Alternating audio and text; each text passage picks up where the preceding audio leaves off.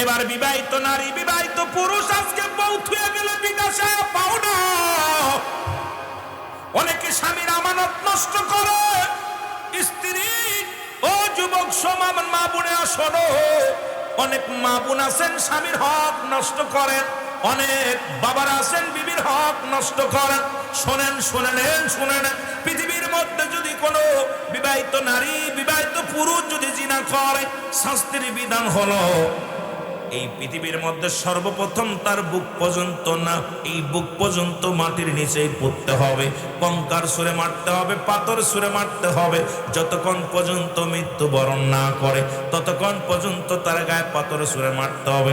নিশ্চিত যখন মৃত্যুবরণ করেছে অনুভব করতে পারবেন, এবার তাকে কবর কয় মাটি খুঁড়ে উঠাইবেন, উঠাইয়া দিবালয় তারে কুকুর শিয়ালদের লাশটা খাওয়া দিতে হবে। কোনো বিবাহিত নারী বিবাহিত পুরুষের জানাজা জায়েজ নয়। কোন বিবাহিত পুরুষ বিবাহিত নারী জিনাকারী মুসলমান শোনো, এই জানাজা পড়া যাবে না, দাফন দেয়া যাবে না, কাফন দেয়া যাবে না। একটা বিচার যদি মাগুরা জেলা শ্রীপুরের জমিনে হতো, কালীনগরের জমিনে হতো, খোদার কসম আপনার বোর দিকে কেউ তাকাইতো না, আপনার দিকে কোনো নারীও তাকাইতো না। আজকে প্রতিটা বাড়ি জিনা বা বিচার, একটাই কারণ হলো ইসলামের বিধান নাই। জোরে বলেন ঠিক কিনা? ইসলামের বিধান আছে, চালু নাই। প্রতিটা বাড়ি, প্রতিটা প্রায়টা বাড়ির মধ্যে, প্রতিটা বাড়ি বললে আবার অনেকে মাইন্ড করতে পারেন, অধিকাংশ বাড়ির মধ্যেই স্বামী থাকতেও বিবি অন্য পুরুষের সঙ্গে রিলেশন। আবার অনেক স্ত্রী সুন্দরী নারী ঘরে আছে, তারপরেও স্বামী অন্য নারীর উপরে আসক্ত। যেটা বলেন ঠিক কিনা? শাস্ত্রের বিধান হলো আজকে সে যত বড় কুতুব হোক, যত বড় মৌলবী হোক, এ দেশে কি বিচার করবেন?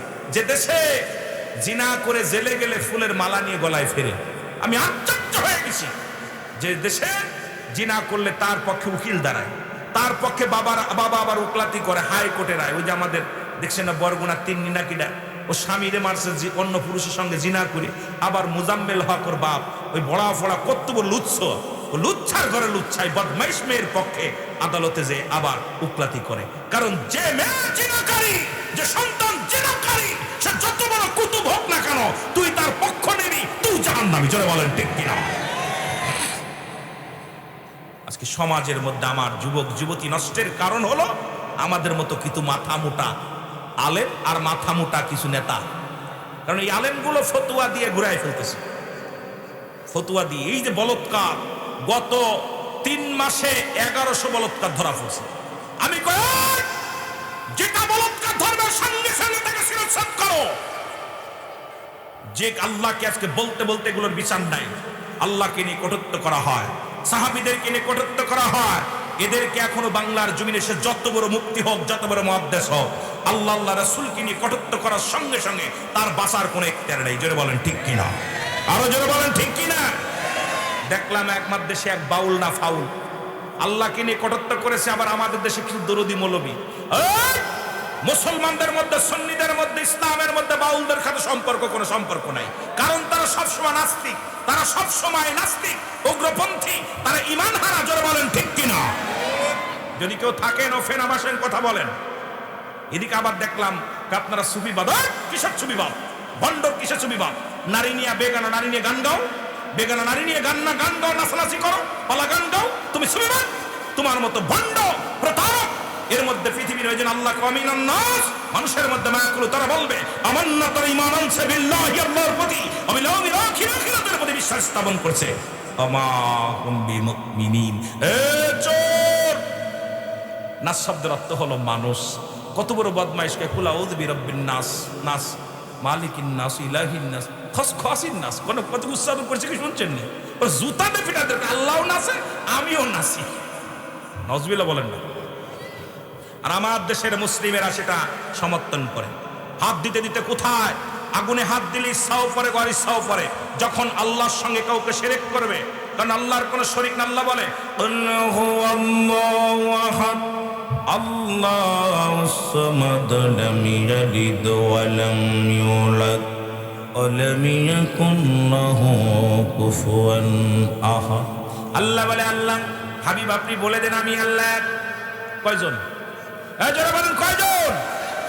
কষ্ট হচ্ছে আপনাদের? আমি কষ্ট দিয়ে ওয়াজ করবো না, কারণ আমি তো আপনাদের এলাকায় এই দীর্ঘদিন, আমার বয়স 44 চলতেছে, মনে হচ্ছে বাচ্চা। 44-এ পা লাগাই দিছি, মনে হয় বাচ্চা। এটা আপনাদের দোয়া, কথা বোঝেননি?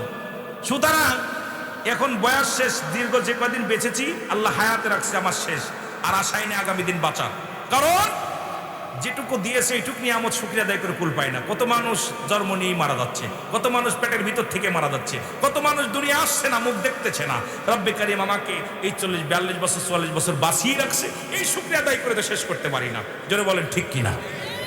এই জন্যে আমার আল্লাহ বলে, আল্লাহ বলতেছে হাবিব আমি আল্লাহ, আমি আল্লাহ কাউকে জন্ম দিই নাই, কারো থেকে জন্ম নেই নাই। আমি কারোর মুখাফেক্ষী না, তামাম পৃথিবী আমার মুখাফেক্ষী। আসমান জমিনের মধ্যে যা কিছু আছে সব কিছু আমার মুখাফেক্ষী, আমি কারোর মুখাফেক্ষী নয়। তাকে নিয়ে যখন দ্বিমত হয়ে যায়, কোরআনকে, কোরআনের ভুল ধরা নিয়ে যে সমস্ত মৌলবীরা ব্যস্ত আছে, কয় কোরআনের ভুল আছে। আল্লাহ বলে কোরআনে ভুল আছে, আল্লাহ কয় যালিকাল কিতাবু লা রাইবা ফীহি। সন্দেহ আছে কোনো?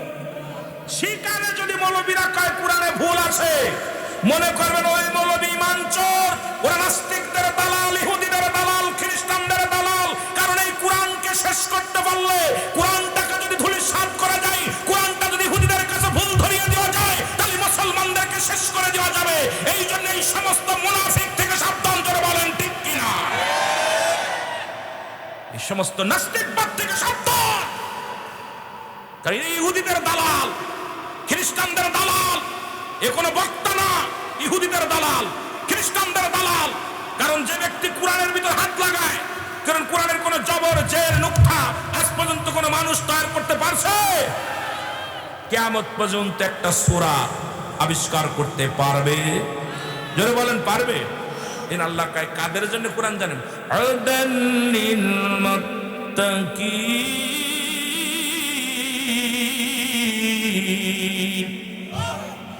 একমাত্র হেদায়েত প্রাপ্ত বান্দাদের জন্য, আউল ফাউলের জন্য না। আউল ফাউল বক্তা আমার বক্তার জন্য নয়, মৌলবীর জন্য নয়, কোন মুন্সির জন্য নয়, একমাত্র হেদায়েত প্রাপ্ত বান্দাদের জন্য কোরআন। আর এই হেদায়েত প্রাপ্ত বান্দা কোরআনকে ভালোবাসে, কোরআনকে মহব্বত করে, আল্লাহর দ্বীনকে মানে, ঈমানটা খাঁটি করছে। আর এই মুনাফিক আউল বাউল বক্তা আর আউল বাউল মৌলবী এই সমাজের মধ্যে কোরআনকে যারা রিসার্চ করতে যাইয়া, এই পৃথিবীর মধ্যে কোরআনকে রিসার্চ করতে যায়, মাইকেল জ্যাকসন কালেমার মালা পড়েছে, কোরআনকে গবেষণা করতে যায়, হাজার হাজার মুসলিম ঈমান আনছে, কোরআনকে রিসার্চ করতে যায় অসংখ্য কাফেররা ঈমান আনছে। আর আমার দেশের মুসলমান কোরআনকে রিসার্চ করতে যায়, এখানে ভুল পাচ্ছে। কথা কয় না কেন? কথা কয় না কেন? কথা বুঝেননি? কষ্ট হচ্ছে? ওরা শিক্ষিত শয়তান, ওরা শিক্ষিত শয়তান, ওরা শিক্ষিত।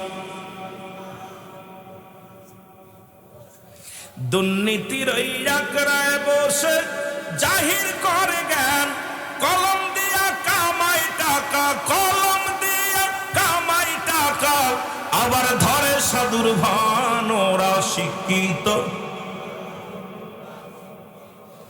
আর একটু জোরে বলা যাবে না? ওরা শিক্ষিত শয়তান, ওরা ওরা হলো জাতির নাকি মহামারী মহাতম, ফাইলে কলম ঠেকাইয়া চালায় ওরা নির্যাতন। ঘুষের টাকায় ওদের ভুড়ি, ঘুষের টাকায় ওদের ভুড়ি, করে যে টান টান, ওরা শিক্ষিত। আমলিগ বিএনপির নামও নাকি কোরআনে আছে, কথা বুঝেন?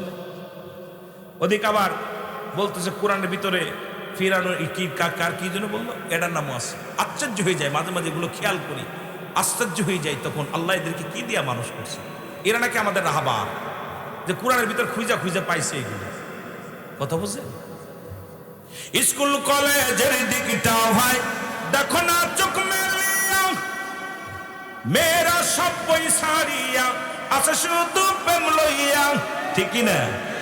আরো জোরে স্কুল কলেজের দিকটাও ভাই দেখো না চোখ মেলিয়া, ছেলেরা সব বই ছাড়িয়া আসে শুধু প্রেম লইয়া।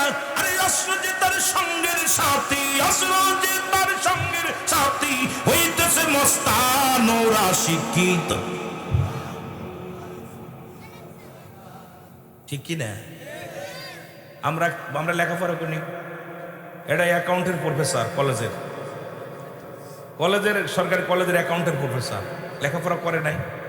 আমরাও কোনো ক্লাস ফার্স্ট সেকেন্ড ক্লাস পাই নাই, ভয় নাই।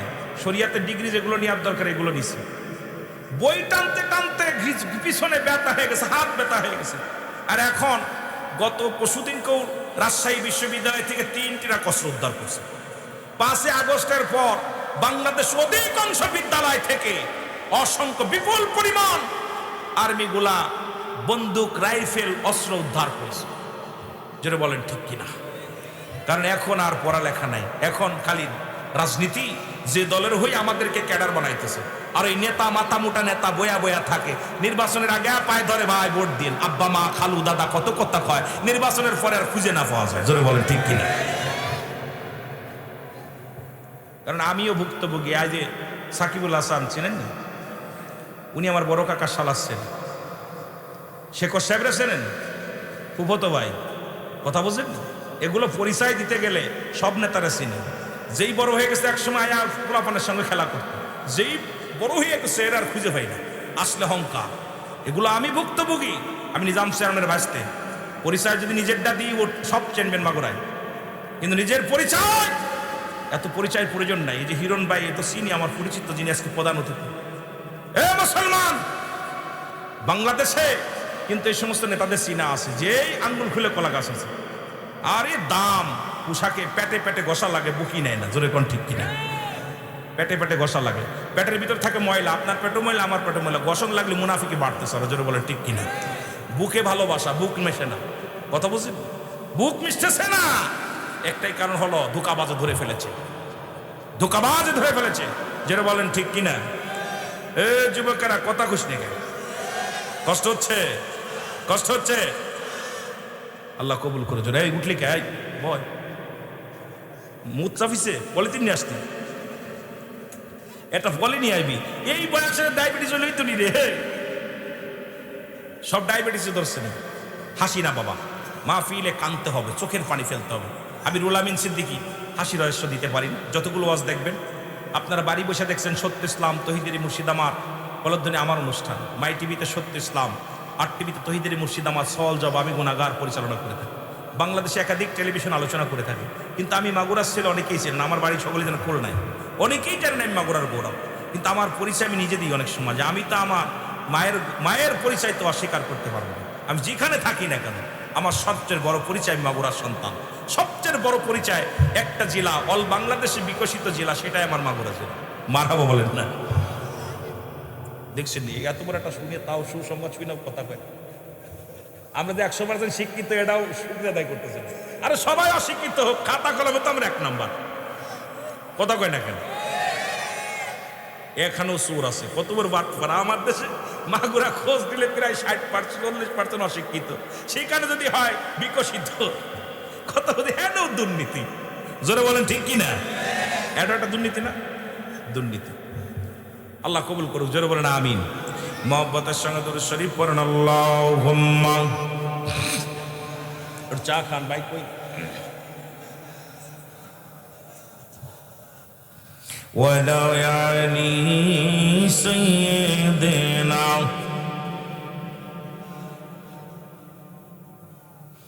এ দুনিয়ার মুসলমান,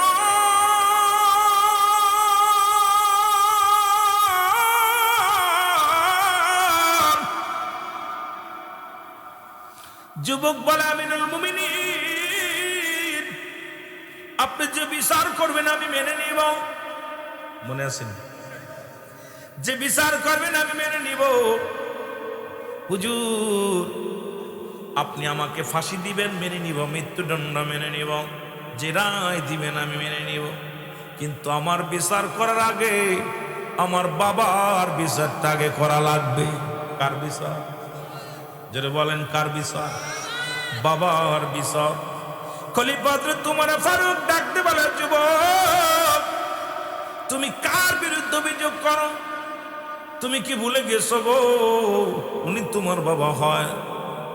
কারণ বাবাদের বিষয়ে দোয়া করতে যাইয়া আদম নবী দোয়া করে শুনেন নিজের জন্য, ইউনূস আলাইহিস সালাম দোয়া করে নিজের জন্য, আখিরি নবী রাহমাতুল লিল আলামিন কাল্লা দোয়া শিখায়, রব্বিরহামহুমা কামা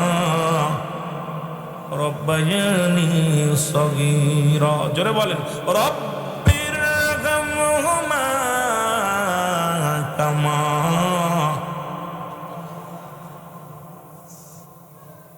আরে দোয়া, আল্লাহ কয়, হে হাবিব, ওদেরকে দোয়া শিখিয়ে দেন, আমার রব, আমার প্রতিপালক, হে আল্লাহ, আব্বা মার সগীরা কবিরা গুনাহগুলো মাফ করে দাও। শিখায় কে? যারা বলেন শিখায় কে? আদম নবী নিজের জন্য দোয়া করেন, আমার নবী নিজের জন্য দোয়া করে নাই, শুধু উম্মতের জন্য দোয়া করেছে। আদম নবী বলেন, রব্বানা জালামনা আনফুসানা ওয়া লাম তাগফির লানা ওয়া তারহামনা লানাকুনান্না মিনাল খাসিরিন।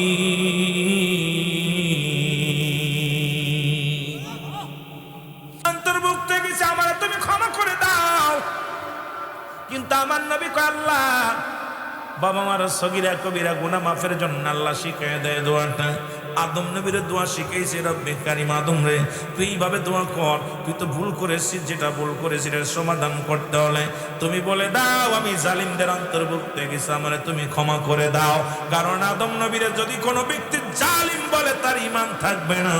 ইউনূস আলাইহিস সালাম যখন মাছের পেটে চলে গেলেন, ইউনূস আলাইহিস সালাম দোয়া পড়ে বলেন, লা ইলাহা ইল্লা আনতা সুবহানাকা ইন্নী কুনতু মিনাজ জালিমিন। ইউনূস আলাইহিস সালাম ডাক দে বলে, আল্লাহ, আমি জালিমদের অন্তর্ভুক্ত হয়ে গেছি। কিন্তু আমার আপনার নবী, রহমতের নবী, নবীজি বললেন, সাহাবীরা রে, তোমরা কেউ কি কবুল হজের সব পাইতে চাও? সাহাবীরা বলে, ইয়া রাসূলুল্লাহ, ইয়া হাবিবাল্লাহ, কে বা না চায়? নবী বললেন, তোমাদের বাড়ি যাদের মা বেঁচে আছে, যাবা বাবা বেঁচে আছে, বাড়ি যে সালাম দিবা, আসসালামু আলাইকুম, তোমার আমল নামায় একটা কবুল হজের সব লেখা হয়ে যাবে। জোরে জোরে চিল্লায়া বলা যাবে না মারহাবা। এখন সাহাবীদের অনেকের আব্বা নাই, মা নাই, সাহাবীদের ভিতরে প্রতিযোগিতা, কে কত আমল করতে পারে। আমাদের ভিতরে প্রতিযোগিতা, কে কয়টা বাড়ি করতে পারে, কে কয়টা বিয়ে করতে পারে, কে কয়টা বিল্ডিং করতে পারে, কে কয়টা গাড়ির মালিক হতে পারে। কিন্তু সাহাবীদের ভিতরে শুধু আমল, কে কত আমল করবে, কে কার চাইতে বেশি আমল করবে, এটা ছিল সাহাবীদের মধ্যে মুসলমান বাড়াবাড়ি। তোমার চোখের পানি, তোমার সাহাবীদের চোখের পানি আমি রব্বে কারিম সইতে পারলাম না, তোমার জন্য দোয়া শিখিয়ে দিলাম, সাহাবীদের দোয়া শিখিয়ে দাও, রব্বিরহামহুমা কামা রব্বায়ানি সগীরা। ওরে আমি যদি যাই গো মারা, আমি যদি যাই গো মারা বিদেশের মাটিতে,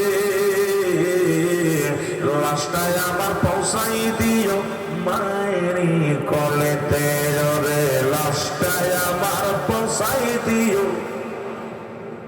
যুবকেরা জোরে জোরে বলেন, ওরে আমি যদি যাই গো মারা, আমি যদি বিদেশের মাটিতে, লাশটায় আমার পৌঁছাই দিও মায়েরি কলেতে, ওরে লাশটায় আমার পৌঁছাই দিও। জন্মের পরে যে কলেতে রাখছে আমার মা,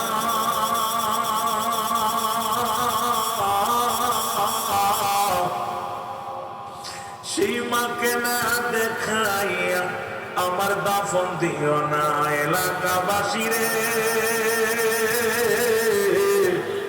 আমি বইলা যাই তোমাদের ও শ্রীপুরবাসী রে, আমি জানাই যাই তোমাদের, জন্মের পরে যে কোলেতে রাখছে আমার মা,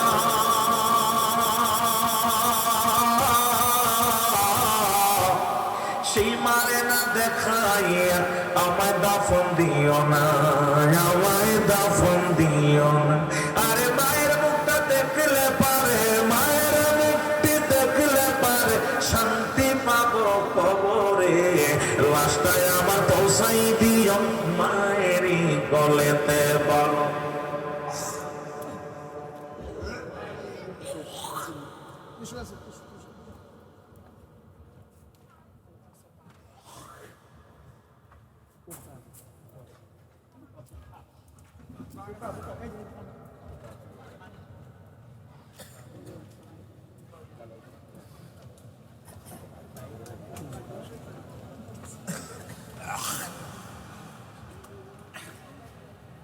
গান্ধী পোকা মারহাবা। প্রতিটা মানুষের ভিতরে একটা প্রতি আত্মা থাকে, এই নফসের ভিতরে পোকা মাকড় এগুলো খায় প্রত্যেকটা মানুষের ভিতরে। এই জন্য মানবদের বান্ধবী দিনে একটা হর হাট দিচ্ছে, একটা গোস্ত, গোস্তটাকে আরবিতে বলা হল, ইংলিশে বলা হর, বাংলায় বলা এই পিণ্ডিটা যাদের পবিত্র, সমস্ত দেহরাজ্য পবিত্র, যারা বলে না মারহাবা। এর জন্মের পরে যে কলেতে রাখছে আমার মা, সেই মাকে না দেখাইয়া দাফন দিও না, আমায় দাফন দিও। মায়ের মুখটি আমার দেখলে পারে, মায়ের মুখটি আমার শান্তি পাবে কবরে, লাশটায় আমার পৌঁছাই দিও মায়েরই কোলেতে, ওরে লাশটায় আমার। এই জগতে মায়ের মতো নাই কেউ আপন,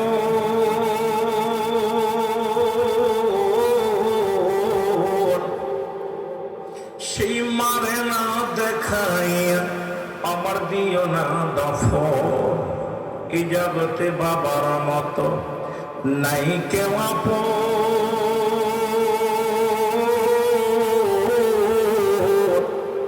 সেই বাবা মারে না দেখাইয়া আমার দিও না দাফন। আমার মায়ের মুক্তি দেখলে পারে, মায়ের মুক্তি দেখলে পারে শান্তি পাবো কবরে, লাশটায় আমার পৌঁছাই দিও মায়েরই কোলেতে, ওরে লাশটায় আমার। খালা বলো ফুফু বলো মায়ের মতো নয়, চাচা বলো খালু বলো তোমার বাবার মতো না। যতদিন মা থাকবে ধরায় কান্দবে সন্তানের আশায়, সন্তানের আশায় মায়ের হাত তো তুলে করবে দোয়া, না দাদা মোর সন্তান রে, লাশটায় আমার পৌঁছাই দিও মায়েরই কোলেতে, ওরে লাশটায় আমার। এ দুনিয়ার মুসলমান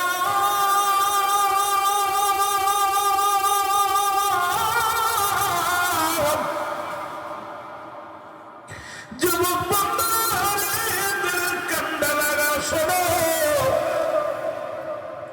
যুবক বলে হুজুর আমি জানি আপনি নাই পড়া নয় বাদশা, আমার বাবার বিচারটা কি করা লাগবে? মনে আছে? বাবার বিচার করা লাগবে। এবার খলিফা ওমর ফারুক ডাকতে বলে যুবক কি বলতে চাও? বলে হুজুর এক নম্বর আমার আব্বা আমাকে একটা ভালো মা দেয় নাই, এক নাম্বার আমার আব্বার ভুল, আমি যার গর্ভে দুনিয়ার মধ্যে আগমন করলাম সেই মা ছিল একজন জিনাকারিনী, বেপরদায় চলাফেরা করতো, আমলদারি না, পর্দাশীলতা নারী নয়। সুতরাং এক নাম্বার অপরাধ করছে আমার আব্বা, কারণ আমার মা যদি ভালো হতো ওই মায়ের গুণে গুণান্বিত হয়ে আমি সন্তান ইসলামের বিধান বুঝতাম। ওই এক নাম্বার অপরাধ আমার বাবা।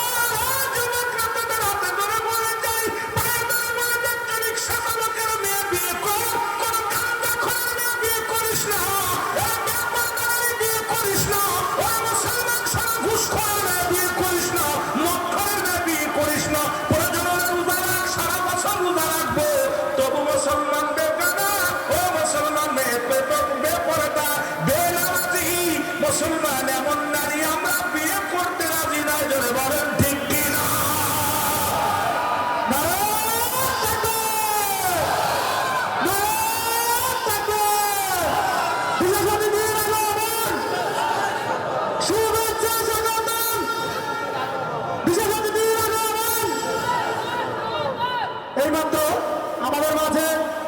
আমাদের বিশেষ অতিথি জনাব বদরুল আলম বিশ্বাস হিরো এসে উপস্থিত হয়েছেন।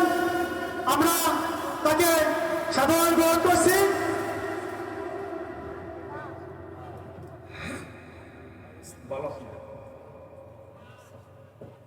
মোহাম্মদ দুরূদ শরীফ পড়েন আল্লাহুম্মা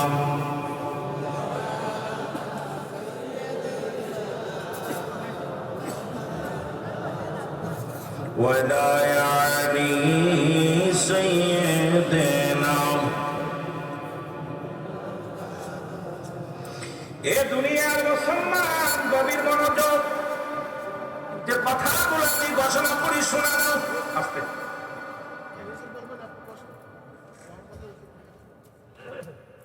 ওয়াজের ভিতরে ডিস্টার্ব দুই কাজে, আর প্রথম দুই কাজ একটা রহমত একটা গজব। ওয়াজটা বাবা পৃথিবীর মধ্যে যত ইসলাম করেন করতে পারবে না, এটা খোদা তাআলার দান, গড গিফট। যেটা বলেন ঠিক কিনা? এই জন্য আলোচনা একবার ফায়াস ক্যাটেগরির আলোচনা উঠবে। আমার সাথে পরামর্শ না করে কোনো সময়ের জন্য এর ভুল করবে না কোনো বক্তার সাথে, কারণ যখন আসবে আমাদের কানে কানে একটু বলে দিলে আমরা ইনশাল্লাহ এগুলো আমরা ব্যবস্থা করব। আমার অতি প্রিয় মানুষ, আমি ভাইয়ের সঙ্গে ওনাদের কারিগর করা একটা মাহফিলে আমি ছিলাম, সেখানে নওয়াব আলী সাহেব ছিলেন আর কি। নওয়াব আলী মুক্তিযোদ্ধা, উনি মারা গেছেন। এরপরে জৌস চৌধুরী, ওই মাহফিল আমার ভাই থাকেন, আমার অত্যন্ত প্রিয় মানুষ। সুতরাং আমি মাগুরার সন্তান, সে শ্রীপুরের সন্তান, আমরা দূরের মানুষ নয়। আমি আগেই বলছি আমি বারাটে মৌলবী না, কথা বোঝেননি? সুতরাং আমার ভাই এখানে আসছে, আল্লাহ তার হায়াতের মধ্যে বরকত দান করুক। সকল বললাম আমি, আরো জোরে বললাম আমি। মহব্বতের সঙ্গে দুরূদ শরীফ পড়েন আল্লাহুম্মা।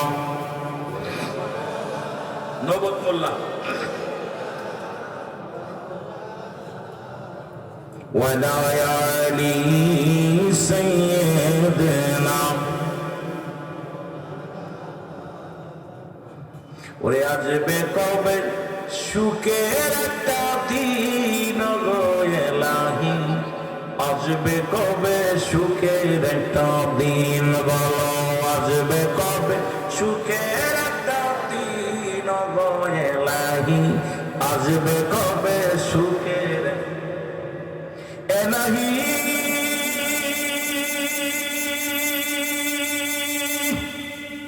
পাতিলে মসলিবারে, কন্ন দিলে শুনিবারে, চক্ষু দিলে দেখিবারে ধরারি মাঝে, তবু আমি অন্ধ রইলাম চিনিলাম তোর, তবু আমি অন্ধ রইলাম চিনিলাম না তোরে ও গয়ে নাই।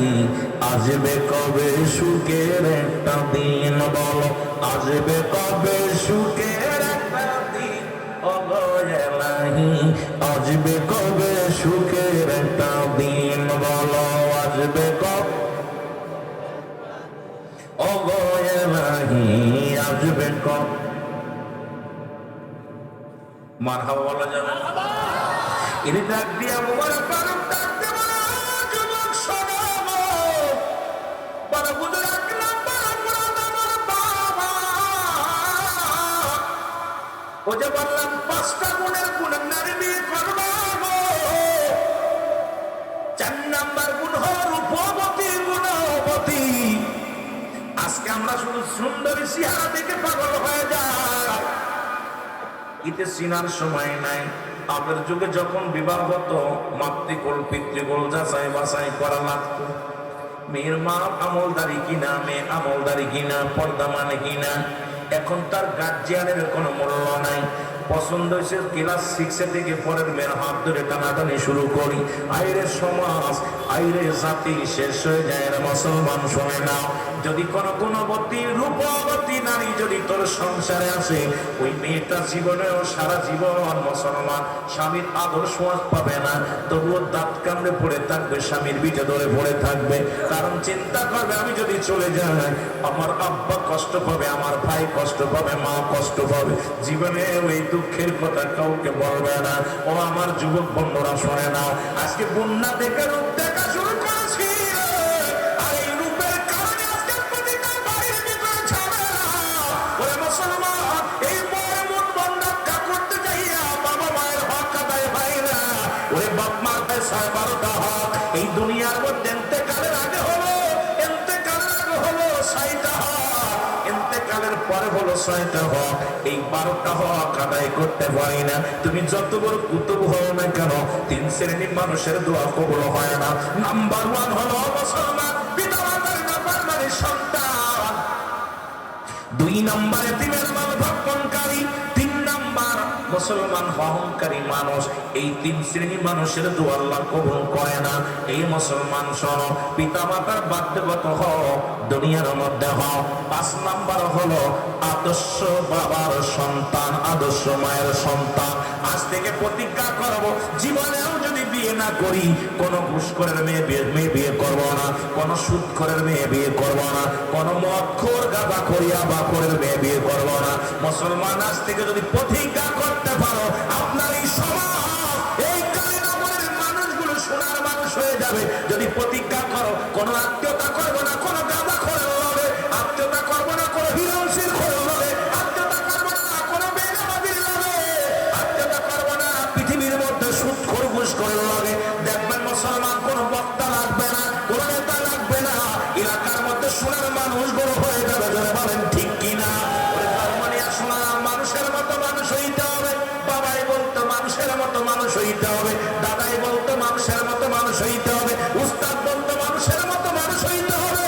আমাদের হিরো ভাই মুসলমান, এই আমাদের চেয়ারম্যান সাহেব, উনিও বলতো মানুষের মতো মানুষ হইতে হবে। আগে মনে করতাম আমি তো মানুষ, আমি তো গরু নয়, আমি তো ছাগল নয়। এখন বুঝতে পারি কেন বলেছিল। আজকে মানুষের মতো মানুষ কেন হতে বলেছিল? বড় বড় ডিগ্রি নিয়ে অফিসে বইয়া তারা ঘুষ ছাড়া যাদের কলম চলে না, এরা কি মানুষ না মানুষ? ওয়াজ মনে হয় বোঝেন নাই। বিদেশ থেকে ডিগ্রি নিয়ে, ও যুবক, বিদেশ থেকে ডিগ্রি নিয়ে, বিদেশ থেকে লেখাপড়া শেষ করিয়া অফিসের মধ্যে বইয়া যেখানে ঘুষ ছাড়া আপনার কলম চলে না, আপনার মতো অমানুষ আপনি মানুষ হতে পারেন নাই। ডিগ্রি নিয়ে ডক্টর হইয়া অপারেশন থিয়েটারে রোগী মারা যায়, অপারেশন করেন না, টাকার কাছে বিক্রি হয়ে গেছে। আপনি মানুষ না অমানুষ? যদি বলেন মানুষ না মানুষ। এখন আমি হিসাব করে মিলিয়ে দেখলাম, আমার দেশে সবচেয়ে দুর্নীতিবাজ শিক্ষিত সমাজ গড়ে। কারণ এলমে দিন না থাকার কারণে, এলমে হুজুরি মুসলমান শরিয়াত তরিকত হাকিকত মারফত, এই শরিয়াতের প্ল্যাটফর্ম শুধু শিক্ষা করে, মুসলমান নাস্তিকদের ইংরেজি শিক্ষা করে, কোরআনকে ছেড়ে দিয়ে এই দুনিয়ার মধ্যে যারা এলেম অর্জন করলাম, এই এলেমে আমাকে ঘুষ ছাড়তে পারে নাই, এই এলেমে আমাকে সুদ ছাড়তে পারে নাই, এই এলেমে আমাকে গাঁজা খাওয়া ঠেকাইতে পারে নাই, এই এলেমে আমাকে মদ খাওয়া ঠেকাইতে পারে নাই। কারণ আসলে কোরআনের জ্ঞান ভিতরে নাই, হাদিসের জ্ঞান না থাকার কারণে দুর্নীতি বেড়ে যায়। জোরে জোরে বলেন ঠিক কিনা? এখন হিসাব করে মিলায় দেখলাম, আমার দেশে কোনো ভ্যান চালক দুর্নীতিবাজ নয়, আমার দেশে কোনো রিক্সা চালক দুর্নীতিবাজ নয়, আমার দেশে কোনো কৃষক দুর্নীতিবাজ নয়।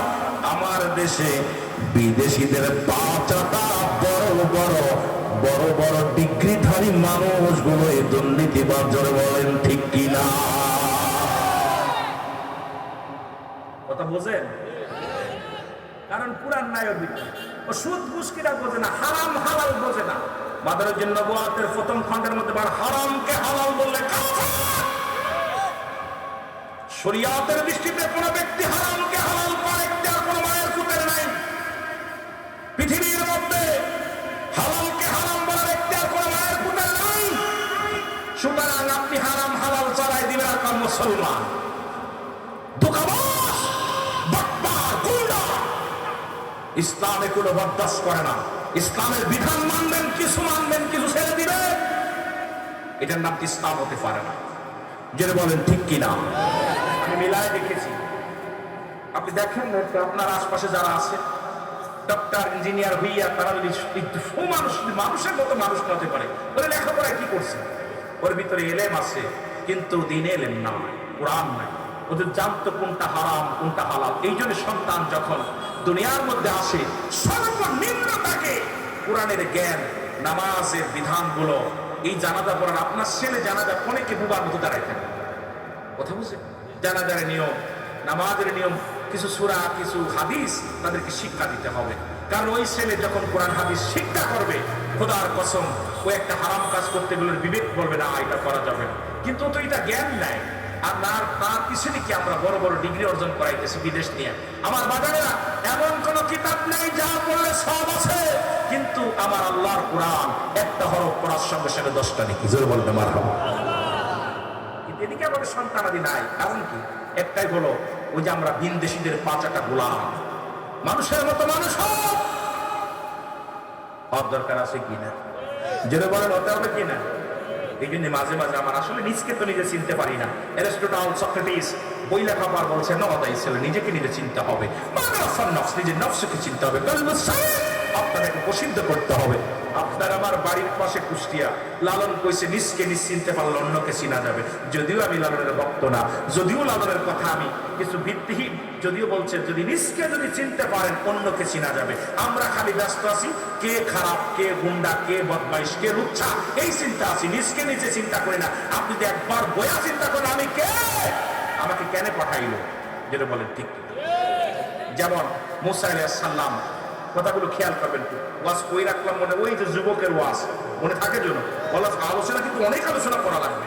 যদি সময় পায় ইনশাল্লাহ আগাবো, না হলে ইনশাল্লাহ আর ছাড়িয়ে দেবো, আর বেশি সময় করবো না, কয়েক মিনিট আর করা যাবে, কারণ 12টার ভিতরে খতম, ঠিক কিনা?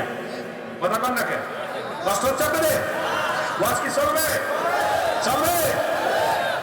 মুসা আলাইহিস সালাম আল্লাহর সঙ্গে জিবরিল আমিন পৃথিবীর মধ্যে আগমন করেছে আদম নবীর কাছে 12 বার। কয়বার? ও জনগণ কয়বার? 12 বার। হযরত ইদ্রিস আলাইহিস সালামের কাছে আছে 4 বার, ইব্রাহিম আলাইহিস সালামের কাছে আছে 42 বার, মুসা আলাইহিস সালামের কাছে আছে 450 বার, আর আমার আপনার নবী রাহমাতুল লিল আলামিনের কাছে আছে মাত্র 24,000 বার। কয়বার? মনে কমাইছে, এই জন্য সুবহানাল্লাহ জোর নাই, মারহাবা বলেন না। আল্লাহ রাব্বুল আলামিন আজরাইল পাঠাইছে মুসা আলাইহিস সালামের কাছে, আজরাইল যাও মুসার তো জিন্দেগি শেষ, নিয়ে আসো। মুসা আলাইহিস সালামের কাছে আজরাইল সালাম দিছে, আসসালামু আলাইকুম হুজুর। তুমি কে? আমি আজরাইল। কেন আইছো? ইমানদারের পর কোন কঠিন, ইমানদারের আর কাফেরদের মধ্যে মৃত্যুর পার্থক্যটা ওয়াজ, আমি মূল লাইন ছিল সেটা, কিন্তু আমি ওই লাইনে যেতে পারবো কি না বলতে পারি না, কারণ এমন ওয়াজ এমন জায়গা ছাড়াই গেছে, এটাকে বিস্তারিত গুছাই নিয়ে যেতে হলে সময় লাগবে, কারণ এগুলোর বিস্তারিত সময় করতে আর 2-1 ঘন্টা দরকার। যেটা কথা বলি খুব খেয়াল। মুসা আলাইহিস সালাম আজরাইলকে বলতো, আজরাইল তুমি কেন আইছো? বলে আপনার রূহটা জান কবজ করার জন্য আসছে। তুমি আমার কাছে আসছো, তা কুমিতে ঢুকবা? আপনার চোখ দিয়ে ঢুকবো। চোখ তুমি কি ভাবলে কেমন করে? আমার এই চোখ দিয়ে তোমার ঢুকতে দিব?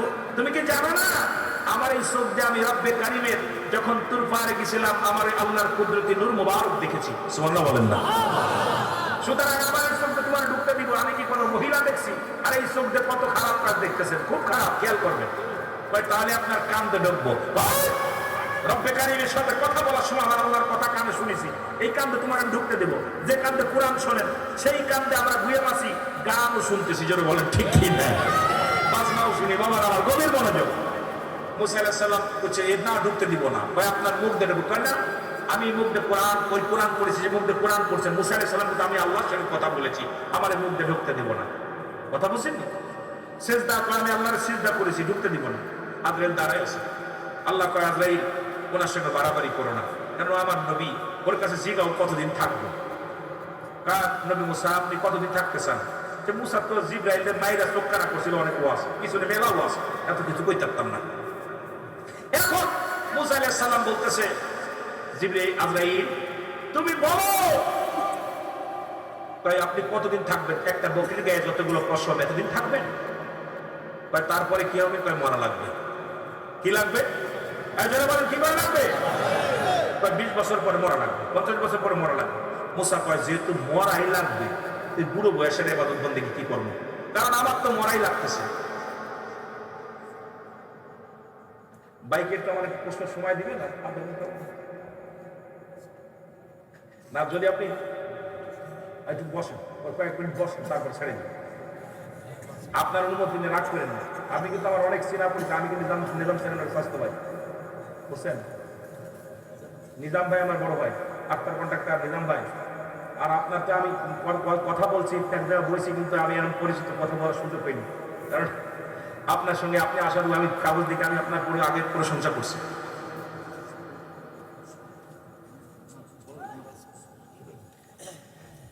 আপনারা আসবে কিনা আসবে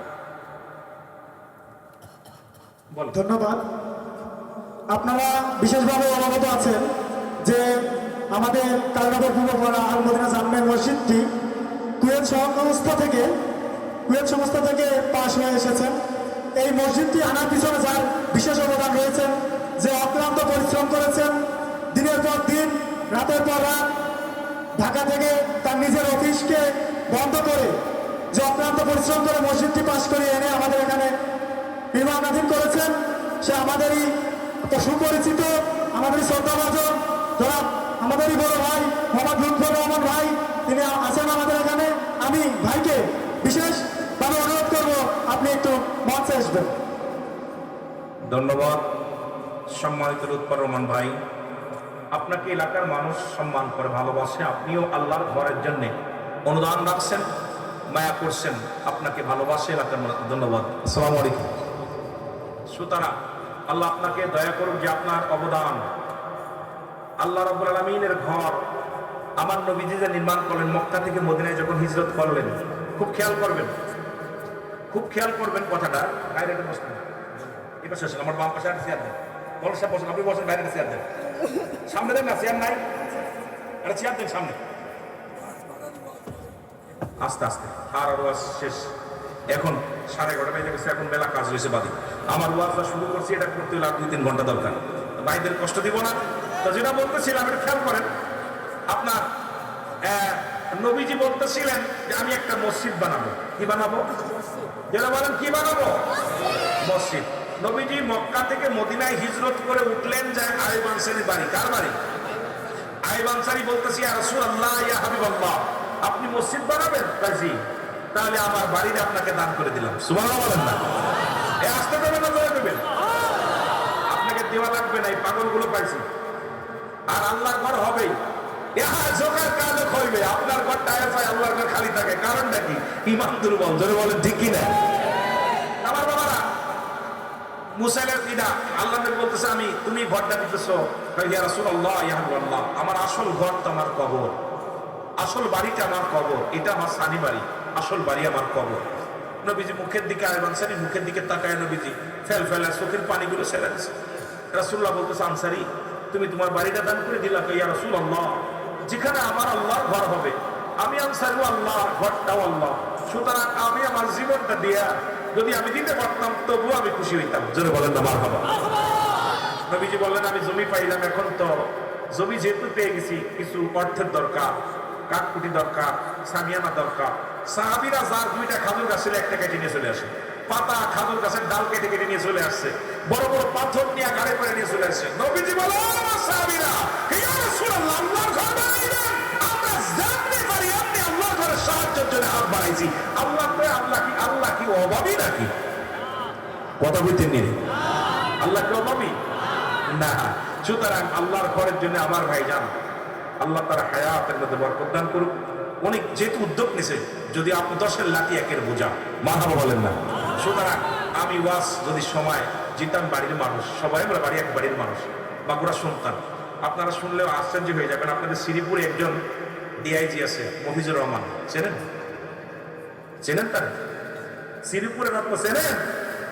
আমি একবার সিলেটে মাহফিলে গেছি, যখন শুনছে মাগুরা বাড়ি, আমারে খোঁজ করে আপনার অটোকল নিয়ে, পুলিশ বাহিনী নিয়ে আমার রুলামের সাথে দেখা করতে যাবে। উনি সেই জাফলংয়ের জমিনে গাড়ি নিয়ে, আমি মনে হচ্ছে ডিআইজি আসছে, কাম সারছে, আমার আবার শিবির টিবির বানায় মারবেনি, আল্লাহ জানে। ভয়ে তো কাঁপতেছি, ভয়ে। পরে কারোর কাছে, ওনাদের কাছে বলছে, আমার কথা বলে নাই। এরপরে আমার যায় জোড়ায় ধরছে বুকের ভিতর, সিদ্দিকী সাহ, তোমার বাড়ি মাগুরা কোথায়? আমি মাগুরা সদর। তুমি আমার চেনো নি? আমি তো আপনার চিনি।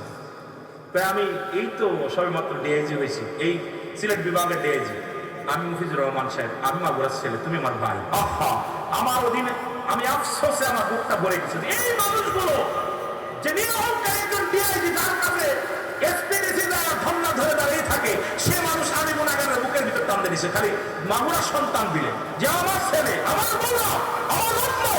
সুতরাং আমার পাশে যারা আছে এরাও আমার রত্ন, আমিও তাদের রত্ন, আমরা পরস্পর ভাই ভাই, জোরে বলেন ঠিক কিনা? এই দল করলে আমার দেখার বিষয় না। যখন আমার গ্রামে আমার মহল্লায় কোনো ভাই আমাদের প্রতিনিধি হয়ে থাকেন, তাকে সাপোর্ট করা আমাদের ইমানি দায়িত্ব এসেছে, জোরে বলেন ঠিক কিনা? জোরে বলেন ঠিক কিনা? যদি আমার ভাই তো জানেন আপনারা, ওই বছর নির্বাচনে বিপুল ভোট পেয়েছিল, কিন্তু ওই যে দুর্নীতি, আমি তো ছিলাম, দেশে থাকি, খোঁজ খবর নিই। এগুলো আমাদের সমাজ পরিবর্তন করতে হবে। পরিবর্তন করার জন্য আপনাদের যুব সমাজ আগাতে হবে। সুতরাং আজকের মাহফিলের সম্মানিত বিশেষ অতিথি আমার ভাইজান সালাম দিয়ে চলে যাবে, তারপর আমি তার জন্য দোয়া করবো যে সময় পায় আলোচনা হবে, না হয় না আমাকে দুঃখের বিষয় না, কিন্তু 1.5 ঘন্টা আলোচনা হয়ে গেছে। সুতরাং আজকের মাহফিলের সম্মানিত বিশেষ অতিথি জনাব মোহাম্মদ বদলুল আলম বিশ্বাস হিরণ ভাই, এখন আপনাদের সামনে আমি ভাইকে কিছু কথা বলার জন্য অনুরোধ করবো। যেহেতু তারা আমাদের এত কষ্ট করে, আমাদের মধ্যে খালি বক্তা না, তারা সমাজ নিয়ে চলে। ভাই প্রতিষ্ঠান ছেড়ে দিয়ে চলে গেছে, সে ওরম 10 জনকে থিয়ে চলে আসছেন, আমি তাদের কথা বলার জন্য অনুরোধ করবো।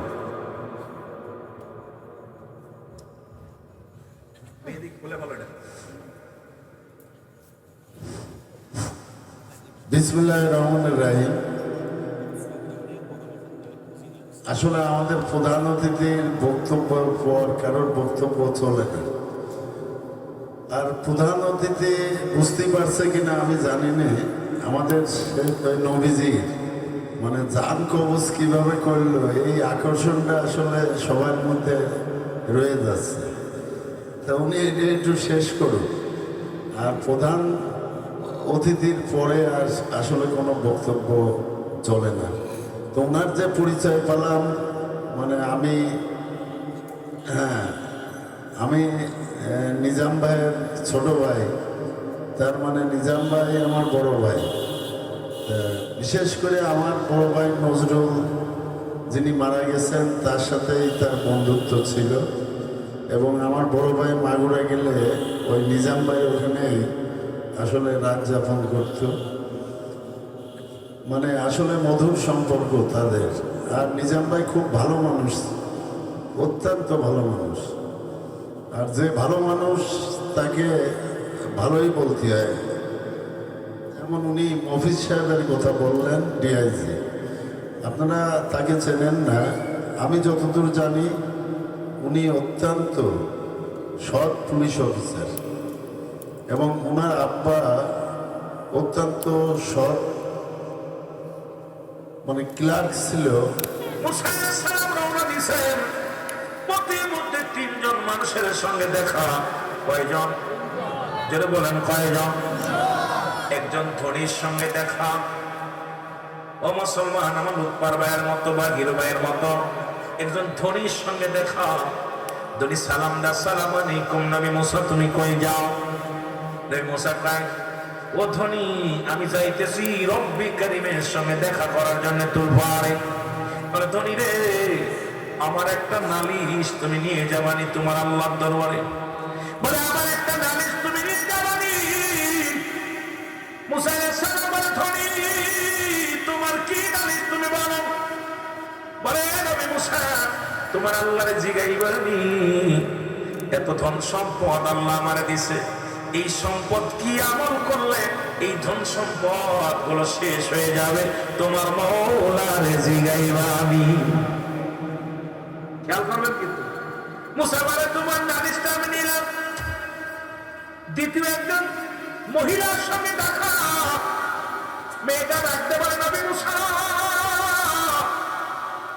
আরে তোমার আল্লাহরে জিগাইবা আমি, তুমি তো যাইতেছো তোর পারে রব্বে কারীমের সঙ্গে সাক্ষাৎ করতে, তোমার মামার জিগাইবা আমি। আমার কেন বানাইল? আমি গরিব মানুষ, মানুষের বাড়ি বাড়ি চেয়ে খায়, আমি কি আমল করলে এত ধনী হব? তোমার মাওলার জিগাইবি, কোনটা আমল করলে আমি ধনী হয়ে যাব? মুসা নবী কয়, নিলাম, তোমার নালিশটাও নিলাম। তৃতীয় নাম্বার, হাত নাই পা নাই, একজন প্রতিবন্ধী রাস্তার মধ্যে ঘোরাঘুরি করে রে। জিগায়, নবী মুসা, আপনি কই যান? কয়, তোর পাই।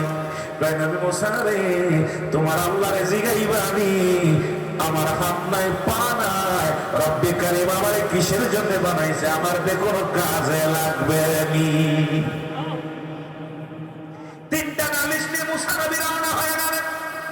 যেহেতু শেষ সফর, আর জীবনে দেখা হবে না, রব্বে কারিমের সাক্ষাৎ হবে না, তোর পায়ে চলে গেলেন, কৌশল বিনিময় হল। ও যুবক, নবী মুসা প্রথমেই চাইলেন, আল্লাহ আমার বনি ইসরায়েলের মানুষগুলো অলস প্রকৃতি, আল্লাহ তাদের খাবার ব্যবস্থা করে দিবা। আল্লাহ কয়, নবী মুসা রে, তুমি তোমার বনি ইসরায়েল নিয়ে ব্যস্ত আছো কেন? আল্লাহ আমার বনি ইসরায়েল লোকের আসার সময় বলছে একটু খারাপ ব্যবস্থা যেন আমার আল্লাহ করে দেয়, আমাদের মধ্যে যেন গুসা না হয়, কারণ তুমি এখন বুড়া হয়ে গেছো, যে কোনো মুহূর্তে মারা যাবা। যেমন আমার ভাই বললেন, আপনারা অনুরোধ করবেন, সবাই তো অনুরোধ করি ভাইদের কাছে, বড় ভাইদের কাছে হাত বাড়াই, মুসাকে আমার বনি ইসরায়েলের খাবারের ব্যবস্থা করে দিবা। আমার আল্লাহ কয়, মুসা রে, তোমার হাতে কি পায় লাঠি? তাই লাঠি দিয়ে বাড়ি মারো। কিসের মধ্যে? পাহাড়ের মধ্যে। বাড়ি মারছে পাহাড়ের মধ্যে, সঙ্গে সঙ্গে বিশাল একটা নদী হয়ে আসছে। এই নদীর মধ্যে মুসা আলাইহিস সালাম কাল্লা, এই পাহাড়ের মধ্যে নদী কই থেকে আসলো? আল্লাহ কয়, মুসারে লাঠি দিয়ে আরেকটা বাড়ি মারো। ওই নদীর মধ্যে বাড়ি মারো, পানির মধ্যে বাড়ি মারছে, সঙ্গে সঙ্গে বিশাল একটা পাথর বাইরে আসছে। মুসা নবীরে ডাক দেখায়, মুসা নবী, ও নবী মুসা, তাড়াতাড়ি তোমার লাঠি দিয়ে পাথরের মধ্যে বাড়ি মারো। বাড়ি মারছে, সঙ্গে সঙ্গে পাথরের ভিতর থেকে একটা হরিণ বাইরে আসছে। এবার হরিণের গানের মধ্যে দেখে তাজা ঘাস। মুসা নবী ডাকতে বলে, রব্বে কারীম, কি আশ্চর্য লীলা! পাহাড়ের মধ্যে নদী, পাহাড়ের মধ্যে নদী, নদীর মধ্যে পাথর, পাথরের মধ্যে হরিণ, তার গানের মধ্যে তাজা ঘাস। আমার আল্লাহ কয়, নবী মুসা রে, তোরা বলি সৃষ্টি, আমি হলাম স্রষ্টা। শুধু আমি বনি ইসরায়েল নয়, কুল কায়নাতের সমস্ত মাখলুকাত হলো আমার। আমি আল্লাহ কুল কায়নাতের সব প্রাণীকে খাওয়াই। সুতরাং তুমি দেখছো, তোমার শুধু বনি ইসরায়েলদের জন্য নয়, রব্বে কারীম সমস্ত মাখলুকাতকেই খাওয়ায়। জোরে বলা যাবে না মারহাবা। আল্লাহ কি লজ্জা দিছে আল্লাহ।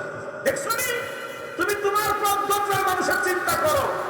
পাহাড়ের মধ্যে, পাথরের মধ্যে, সাগরের মধ্যে একটা প্রাণী আছে, ওকেও আমি খাওয়াইতেছি। কে খাওয়াইতেছে? এরপরে সুদ করে মানুষ হবে না, ঘুষ করে মানুষ হবে না। ঘুষ করে তারা, সুদ করে তারা আসুন, হারাম করে আসুন। যেমন শুয়োরের মাংস খাওয়া হারাম, সুদ খাওয়া হারাম, ঘুষ খাওয়া হারাম। তুমি সারা জীবন ঘুষ খাইবা, সুদ খাইবা, আর বাজারে যে গরুর গোস্ত কিনে খাওয়া, এটা চলবে না। ওদের জন্য মাগুরাতে স্পেশাল স্পেশাল সূর্য বকুরে তাদের খাওয়ানো লাগবে, কারণ সুদ ঘুষ যদি না খায়, ওইদের জন্য শুয়োরের গোস্ত হালাল। যারা বলেন ঠিক কিনা?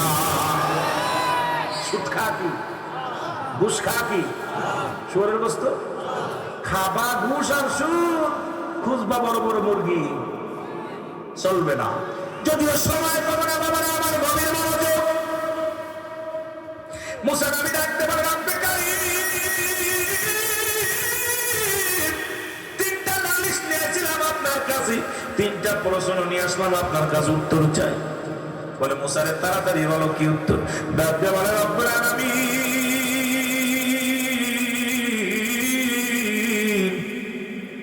তিনজন ব্যক্তি আপনার কাছে আসার সময় প্রশ্ন করছে আমারে, এদের উত্তরগুলো আমার একটু জানাই দিলে আমি উপকৃত হব। আল্লাহ রাব্বুল আলামিন বলেন, নবী মুসা, কি কি প্রশ্নের উত্তর তুমি বলো, তাড়াতাড়ি করো। আল্লাহ রাব্বুল আলামিন বলেন, মুসা নবী তুমি বলো। ডাকতে বলে, রব্বে কারীম, প্রথম প্রশ্ন জানার ছিল, একজন ধনীর সঙ্গে সাক্ষাৎ হয়েছিল।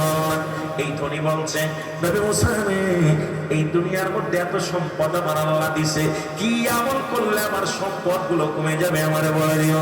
আমার আল্লাহ কয়, নবী মুসা, ওই লোকটারে দেয়া বলবা, ওই ধনীর সম্পদ যদি কমাইতে হয়, সেই জন্য আজ থেকে শুকরিয়া আদায় করা বন্ধ করে দেয়। সেজন্য আমার শুকরিয়া আদায় করে না, তার ধন সম্পদ কমে যাবে। দ্বিতীয় প্রশ্ন বলে, আল্লাহ, দ্বিতীয় প্রশ্নের উত্তর চাই। বলে, কি বলো? বলে, দ্বিতীয় জন বলেছে, আল্লাহ, আমি গরিব মানুষ, মানুষের বাড়ি বাড়ি খায়, চা খাবার মতো গরিব, কি এমন করলে আমি ধনী হয়ে যাব? আমার আল্লাহ কয়, নবী মুসা রে, যা ওই মহিলাটাকে বলবা, সে যেন বেশি বেশি আমার শুকরিয়া আদায় করে। সুবহানাল্লাহ বলেন, আর একটু জোরে বলেন। তৃতীয় ব্যক্তির উত্তর বলে, আল্লাহ, তাড়াতাড়ি খুব মেলা, তার দ্রুত যেতে হবে, কারণ টাইম শেষ তো। তৃতীয় ব্যক্তি ডাকতে পারে, আল্লাহ, তৃতীয় ব্যক্তির উত্তরটা দাও। আবার আল্লাহ বলে, বলো।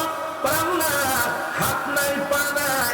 এই ব্যক্তি আমার জিগাইছে, আল্লাহ বলছেন নবী মুসা রে তুমি যাও রব্বে কারীমের দরবারে যাও। আরে আমারে কেন বানাইছে আমার আল্লাহ, আমারে কোনো কাজে লাগবে না, একটু জিগায় আসবা। আরে আমার তো হাত নাই পা নাই, আমি প্রতিবন্ধী মানুষ, চলতে পারি না, হাঁটতে পারি না, তোমার মাওলারে জিগাইবানি আমার আল্লাহ আমারে কেন বানাইছে, কোনো কাজে লাগবে। মুসা নবী ডাক, মুসা নবী বলার পর আল্লাহ বলে মুসা রে তারে যে বলে দিব ওই জাহান্নামের মধ্যে ছোট ছোট ছিদ্র আছে, ওই জাহান্নামের ছিদ্র বন্ধ করার জন্য আমি আল্লাহ প্রতিবন্ধীর বানাইছি। সুবহানাল্লাহ, ভয় লাগে না? হাঁটতে পারি না, পা নাই, তারপরে জাহান্নামের ছিদ্র বন্ধ, কষ্টের কথা না? নবী মুসা আল্লাহ আমাকে একটু সুযোগ দিন, আমি শুধু বলে আসি, তারপরে আমার সাক্ষাৎ, যেহেতু আজকে আমার শেষ সাক্ষাৎ। আল্লাহ কয় যাও তোমার দেখা, তাড়াতাড়ি সংবাদ করে আসো। সংবাদ দেওয়ার জন্য আসলো। নবী মুসা ধনির সঙ্গে দেখা, আসসালামু আলাইকুম নবী মুসা। মুসা আলাইকুম আসসালাম।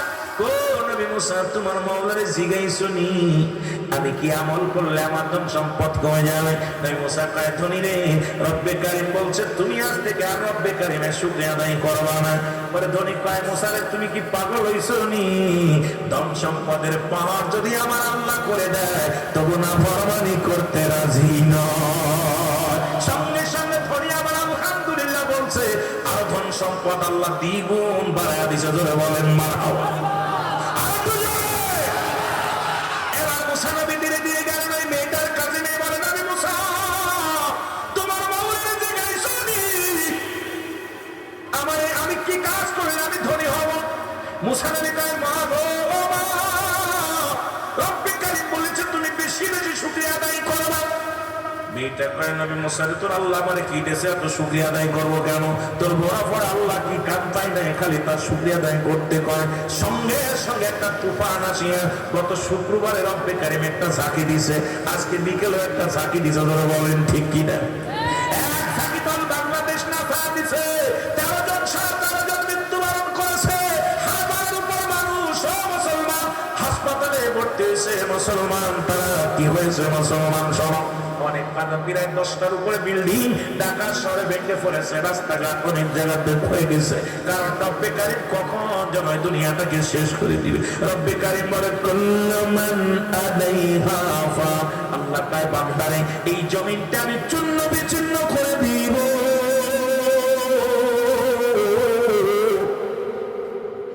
এই জমিনের মধ্যে যা কিছু আছে আমি চূর্ণ বিচূর্ণ করে দিব। এই জমিনের মাটিগুলো আমি বানা দিব। এই জমিনের পানিগুলো পুরো আমি ছাই বানা দিব। যেদিন কিচ্ছু বলতে কিচ্ছু থাকবে না, সেদিন থাকবে শুধু আমার আল্লাহ। আল্লাহ কয় বান্দারে যেদিন আমি থাকবো রাসূলুল্লাহর ভালোবাসা নিয়ে। আর নবী কয় হায়াতি খায়রুল লাকুম, আমার হায়াতের জিন্দেগিটা আমার উম্মতের জন্য কল্যাণ স্বরূপ। হায়াতি খায়রুল লাকুম ওয়াফাতি খায়রুল লাকুম, নবী উম্মতিরা এই দুনিয়ার মধ্য থেকে আমি বিদায় নিলাম, এটা আমার উম্মতের কল্যাণের জন্য। জোরে জোরে বলো মারহাবা। এই দুনিয়ার মানুষ সঙ্গে সঙ্গে মহিলা চিৎকার করে ডাকতে বলে নবী নবী মুসা। সারাদিন মানুষের কাছে চা চিন্তা খাইতা, রাত্র বলে মাথা মুসলমান বালিশ দিয়ে একটু ঘুমাইতাম। তোর রব্বে কারীম এটাও ভেঙে দিল রে মুসা। আমি শুকরিয়া আদায় করি আল্লাহর দরবারে। আল্লাহ সারাদিন যদিও সে চিনতে খায়, রাত্র বলি একটা শোয়ার জায়গা আছে আলহামদুলিল্লাহ। সঙ্গে সঙ্গে রব্বে কারীম দুই মহিলা বিশাল একটা বিল্ডিং বানায়া দিছে, মুসলমান ধনী বানায়া দিছে। এবার যাইতে যাইতে মুসা নবী গেছে প্রতিবন্ধীর কাছে। প্রতিবন্ধী ডাকতে পারে নবী মুসা রে তোমার আল্লাহরে জিগাইছো নি আমার কেন বানাইলো? নবী মুসা ওই প্রতিবন্ধীর মুখের দিকে তাকায়া চোখের পানি ছেড়ে দিছে। ডাক দেখ আল্লাহ এ তো জীবনে হাত নাই পা নাই, এরা যদি বলি জাহান্নামের ছিদ্রা বন্ধ করবে সব চাইতে কষ্ট পাবে।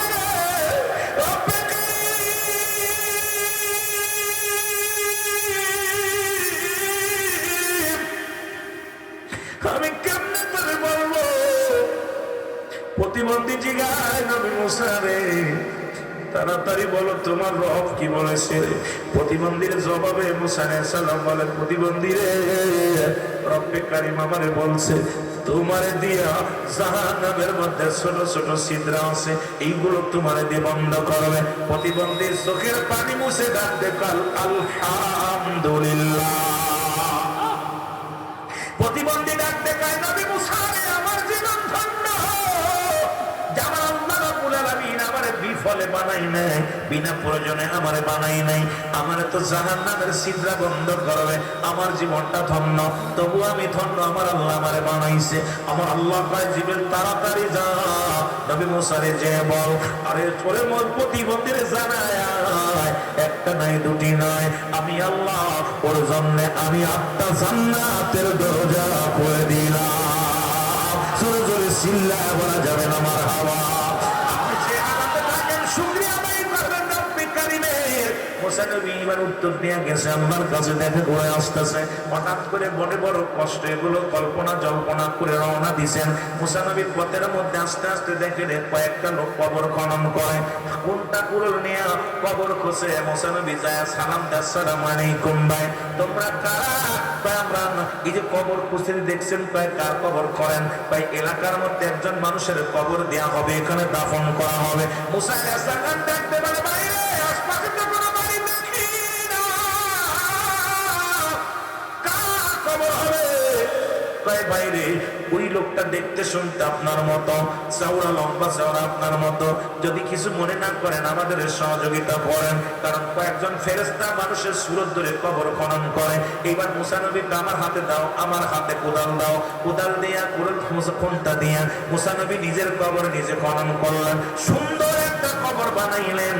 মুসা নবী কবর যখন খনন করা হয়ে গেল, এবার আজরাইল কাল্লা ডাকতে, আজরাইল দেরি করো না, জান্নাতের ভিতরে যাও, একটা জান্নাতি ফল নিয়ে আপেল নিয়ে বাইর হয়ে যাও, কারণ আমার নবী মুসা আপেল পছন্দ করে রে। ওই আপেলটা শেষ বিদায়ের সময় তাকে পান করায় দাও, খাওয়ায় দাও। এ মুসলমান কবর যখন খনন করা হয়ে গেছে, মুসা আলাইহিস সালাম কবরটা দেখে আফসোস করে, রব্বে কারীম, হায় রে নিষ্ঠুর কবর, কবর রে, কেমনে এই জায়গা মানুষ থাকবে রে? কোন জায়গায় লাইট নাই, বাতি নাই, সাথী নাই। আল্লাহ, আইনে নিষ্ঠুর কবর। এই কবরের দিকে তাকায় আর গবেষণা করতে লাগলেন, এত অহংকার কিসের এবার? কারণ জীবনের প্রথম কাপড় পরিধান করেছেন মানুষের হাতে, শেষ বিদায়ের কাপড় পরিধান করবেন মানুষের হাতে। তবে কেন মিথ্যা মামলা দাও? তবে কেন মানুষকে কষ্ট দাও, প্রতিবেশীরে কষ্ট দাও? কারণ জীবনের প্রথম রক্তস্থান তুমি ঢাকছে তোমার প্রতিবেশী গো। পৃথিবীর প্রথম কাপড় পরেছো মানুষের হাতে, মানুষের সহযোগিতায়। আবার শেষ বিদায়ের কাফন দাফনের কাপড় পরবে মানুষের সহযোগিতায়। দাফন করাবে তোমার প্রতিবেশীরা, কবর খনন করবে প্রতিবেশীরা, জানাজা করবে প্রতিবেশীরা। এই জিনিসটা যদি কোনো মানুষ চিন্তা করতো, এই দুনিয়ার মধ্যে অন্যায় পথে পা বাড়াইতে পারতো না। আবার নবী মুসা আলাইহিস সালাম কবর খোঁড়া পর ডাকতে বলে, ভাইরা এই কবরটা আগে খুঁজে শেষ। এবার ফেরেশতারা কয়, নবী মুসা মনে যদি কিছু না করো, এই কবরের মধ্যে একটু গড়িতে দেখো, কারণ যে ব্যক্তি এখানে ঘুমাইবে লম্বা চওড়া আপনার মতো দেখতে, চেহারা শুভ আপনার মতো। তখন নবী মুসা টের পায় না আজরাইল এসে গেছে সামনে। ও মুসলমান শোনো, দেলের কান্ডা লাগা শোনো। মুসা নবী যখন কবরের ভিতরে শুইয়া, যখন শুইয়া আফসোস করে, আল্লাহ ও রব্বে কারীম, এই হলো মানুষের শেষ ঠিকানা, এই হলো মানুষের শেষ ঠিকানা। চিন্তা করার সঙ্গে সঙ্গে একটা আফেল নিয়ে এক ফেরেশতা হাতের মধ্যে দিছে। মুসা নবী আর বুঝতে বাকি নাই, আরে আমি আপেল প্রিয় ছিলাম, কারণ ফল পছন্দ করতাম, এখন আমার সামনে আপেল চলে আসছে। মুসা নবী আপেলটা ভালো মতো যখন কামড় দিলেন, আল্লাহ আজরাইল তাড়াতাড়ি ঢুকে যাওয়া মুসা নবীর মধ্যে। এবার আপেলটাও খাওয়া শেষ, মুসা নবীর জানডা কবাজও শেষ, মুসা নবীর ইন্তেকাল হয়ে গেল। নবী মুসার কবর নিজে খনন করলো। আল্লাহ পাক পায়রা ফেরেশতারা মুসা নবীর কবর থেকে উত্তোলন করো, করা জান্নাত বানানো, জান্নাত থেকে পানি আনা হলো, মুসা নবীকে গোসল করানো হলো, মুসা নবীর জান্নাতি পোশাক পরানো হলো, অসংখ্য ফেরেশতা জানাজা পড়াইয়া মুসা নবীর দাফন করে দিল। আজ পর্যন্ত পৃথিবীর সব মানুষ মুসা নবীর কবরটা কোন জায়গায় নির্দিষ্ট কেউ বলতে পারে না। ওই মানুষ চিন্তা করে মুসা নবী যেহেতু তুর পারে যাইতো এই রাস্তা দিয়ে, আন্দাজের পর বিশাল একটা এরিয়া সুন্দর করে মুসলমান শুনে নাও, বিশাল একটা পাকা করে এরিয়া একটা তৈরি করে রাখছে। সবাই বলে এটা মুসা নবীর কবর, কারণ মুসা নবীর কবর কোনো দুনিয়ার মানুষ দেন নাই, দুনিয়ার কোনো মানুষে দেন নাই। মুসা নবীর কাফন দাফনের কাজ সব কিছু করাইছে আমার আল্লাহ, তার ফেরেশতা দিয়া জোরে জোরে চিল্লায় বলা যাবে না মারহাবা, আর একটু জোরে জোরে চিল্লায় বলা যাবে না আল্লাহু আকবার।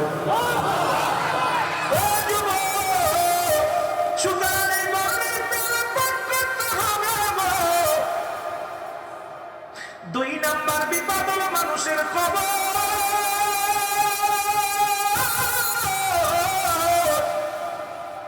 এই কবরের মধ্যে শোয়ানোর পর একজন ফেরেশতা আসে, আপনারা জানেন সেই ফেরেশতার নাম আমার বাংকার নেকির, ঠিক কিনা? নারে বাজান না, কবরে শোয়াইলে একজন ফেরেশতা প্রথম আসে, তার নাম নোমান ফেরেশতা। দুজন ফেরেশতা কেরামান কাতিবিন লিখে রাখছে আপনার আমলনামা। এইবার একজন কবরে শোয়ানোর পর সঙ্গে সঙ্গে আগমন করবে একজন ফেরেশতা, তার নাম নোমান ফেরেশতা। হাতের মধ্যে দুই টুকরা কাগজ থাকবে, হাজির হয়ে যাবে, ডাকতে বলবে হিরণ ভাই, ডাকতে বলবে হিরণ সাহেব ওঠো, লুৎফর রহমান ওঠো, রুহুল আমিন ওঠো।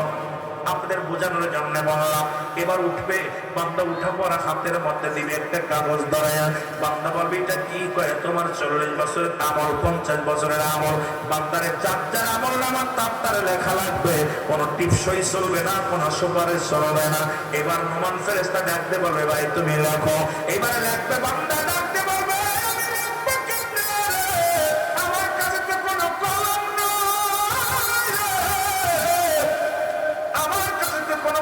নাই, ফেরেশতা বলবে বান্দা কলম হলো তোমার ডান হাতের শাহাদাত আঙ্গুল মোবারক।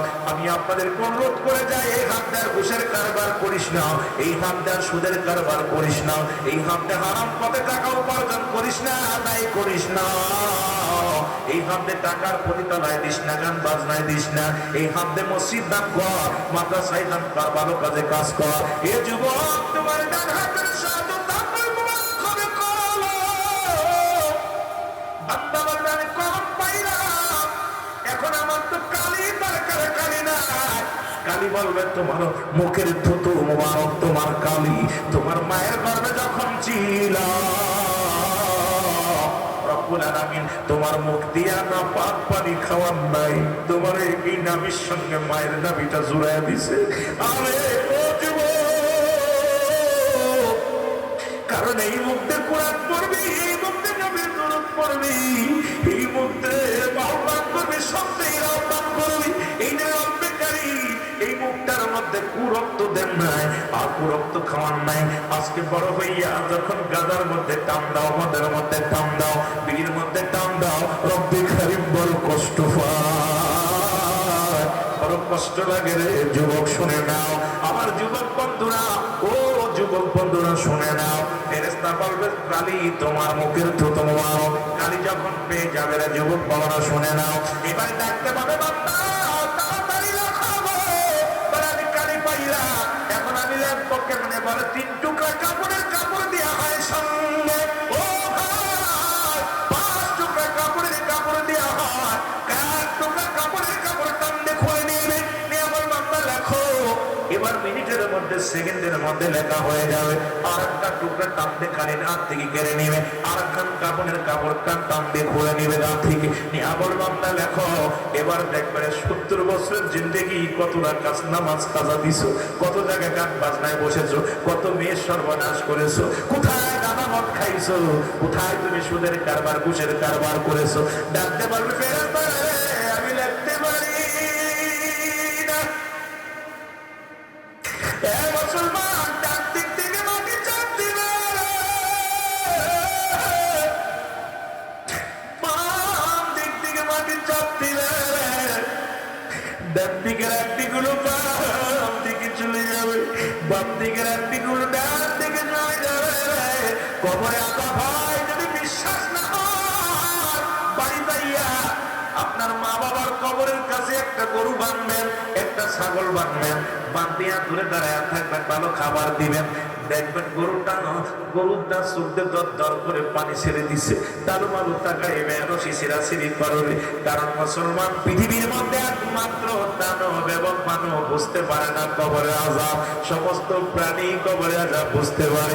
এই জন্য আমার নবীজি, আমার আল্লাহ বিধান দিয়েছে আমার রাসূলের কাছে, যখন কোন মানুষ মারা যায় 6টা হক থাকে সন্তানের। তার মধ্যে 1 নাম্বার হলো তাদের জন্য মাগফিরাত কামনা করা, 2 নাম্বার তাদের জন্য সবরেশনী করা, 3 নাম্বার মুসলমান তার ওসিয়ত পূরণ করা, 4 নাম্বার তাদের দেনা পাওনা পরিশোধ করা, 5 নাম্বার মুসলমান শুনে নাও, 5 নাম্বার তার আত্মীয়-স্বজনের সঙ্গে যোগাযোগ করা, 6 নাম্বার হলো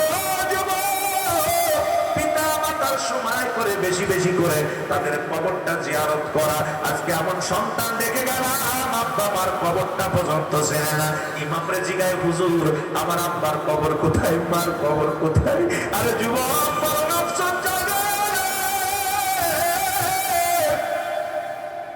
এই হকগুলো যদি আদায় না করে যুবক, তোমার মা, তোমার বাবা তোমার চিনবো না। সন্তান রেখে দিলাম, আব্বা মার জন্য কিছুই দিলাম না। আমার বন্ধুগণ, আমি মাঝে মাঝে কথাগুলো বলি, ও যুবক বন্ধুরা, যে ঘরে মাদক ঢুকেছে সেই ঘর শেষ। এই জন্য আমি কিছুদিন আগে একটা গান গাইলাম, কবরেতে আগুন পাবি বিড়ি পাবি না, কবরেতে আগুন পাবি বিড়ি পাবি না, খারে জম্মের খা যত খাবি খা, কবরেতে আগুন পাবি বিড়ি পাবি না, ফেরেশতারা খায় না ঘুষ, থাকিবে না তোর যে হুশ, মগর মারিবে ধরে, গরজল মারিবে ধরে, রক্ষা পাবি না, কবরেতে আগুন পাবি বিড়ি পাবি না, কবরেতে আগুন পাবি বিড়ি পাবি না। ঠিক না? দুনিয়ার মধ্যে মুখে আগুন দিয়া বড় কষ্ট, যে নিজের মহিন্দরা মরে গেলে দিই মুখে আগুন, আমরা জীবিত থাকতে দিই মুখে আগুন। আমার বাবারা আরেকটা গান গাইলাম কিছুদিন আগে, অবড়ার চুল পেকেছে পাকছে, দাড়ি গাল করেছে দেখ, তোরা দেখ তোরা দেখ রে, তবু বুড়া টানে সিগারেট, বুড়ার পাও। ওরা মেলাতে ঘুরবো, এরপরে যদি তাবারক খাওয়ার জন্য কিছু ঢুকলেও ঢুকতে পারে। জোরে বলেন ঠিক কিনা? কিসের বাগান? জোরে বলেন কিসের বাগান? এ দুনিয়ার মুসলমান শুনে নাও, এই পৃথিবীর মধ্যে আসার একটা সিরিয়াল আছে গো, যার কোনো সিরিয়াল নাই। দেখা যায় দুনিয়ার মধ্যে বাবা জিন্দা, সন্তান দুনিয়ার মধ্যে নাই। সন্তান জিন্দা, বাবা দুনিয়ার মধ্যে নাই। দাদার কাঁধে নাতির লাশ, নাতির কাঁধে দাদার লাশ, বাবার কাঁধে সন্তানের লাশ, সন্তানের কাঁধে বাবার লাশ। ও দুনিয়ার যুবকেরা শুনে নাও, কারণ কখন কে যেন দুনিয়া থেকে বিদায় হয়ে যায়। আজকের এই জান্নাতের বাগানে বসার সুযোগ আল্লাহ রব্বুল আলামিন দান করলো। রব্বে কারিমের দরবারে শুকরিয়া আদায় করার দরকার আছে কিনা? এ দুনিয়ার মুসলমান,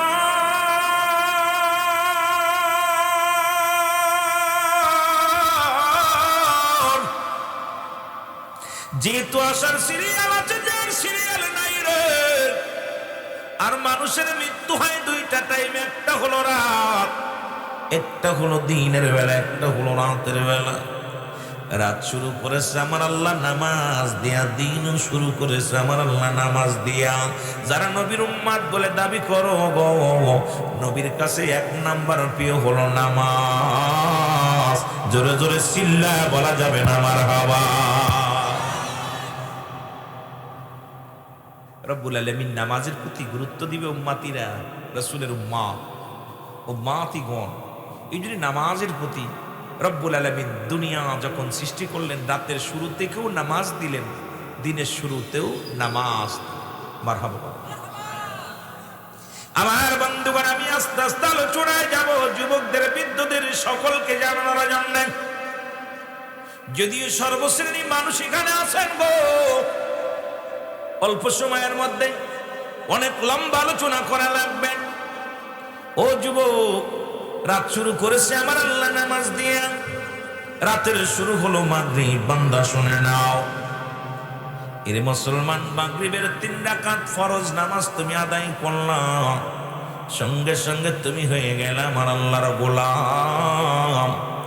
এবার 2 রাকাত সুন্নাত নামাজ তুমি আদায় করলা, সঙ্গে সঙ্গে হয়ে গেলা তুমি নবীর প্রেমিক।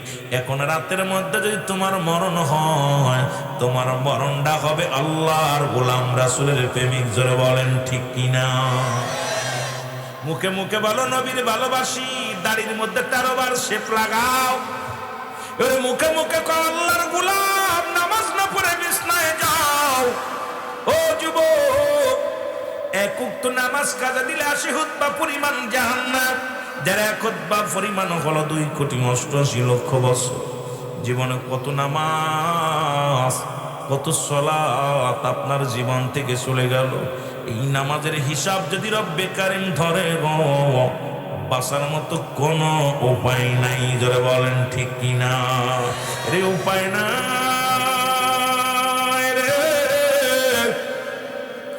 উপায় নাই রে, উপায় নাই।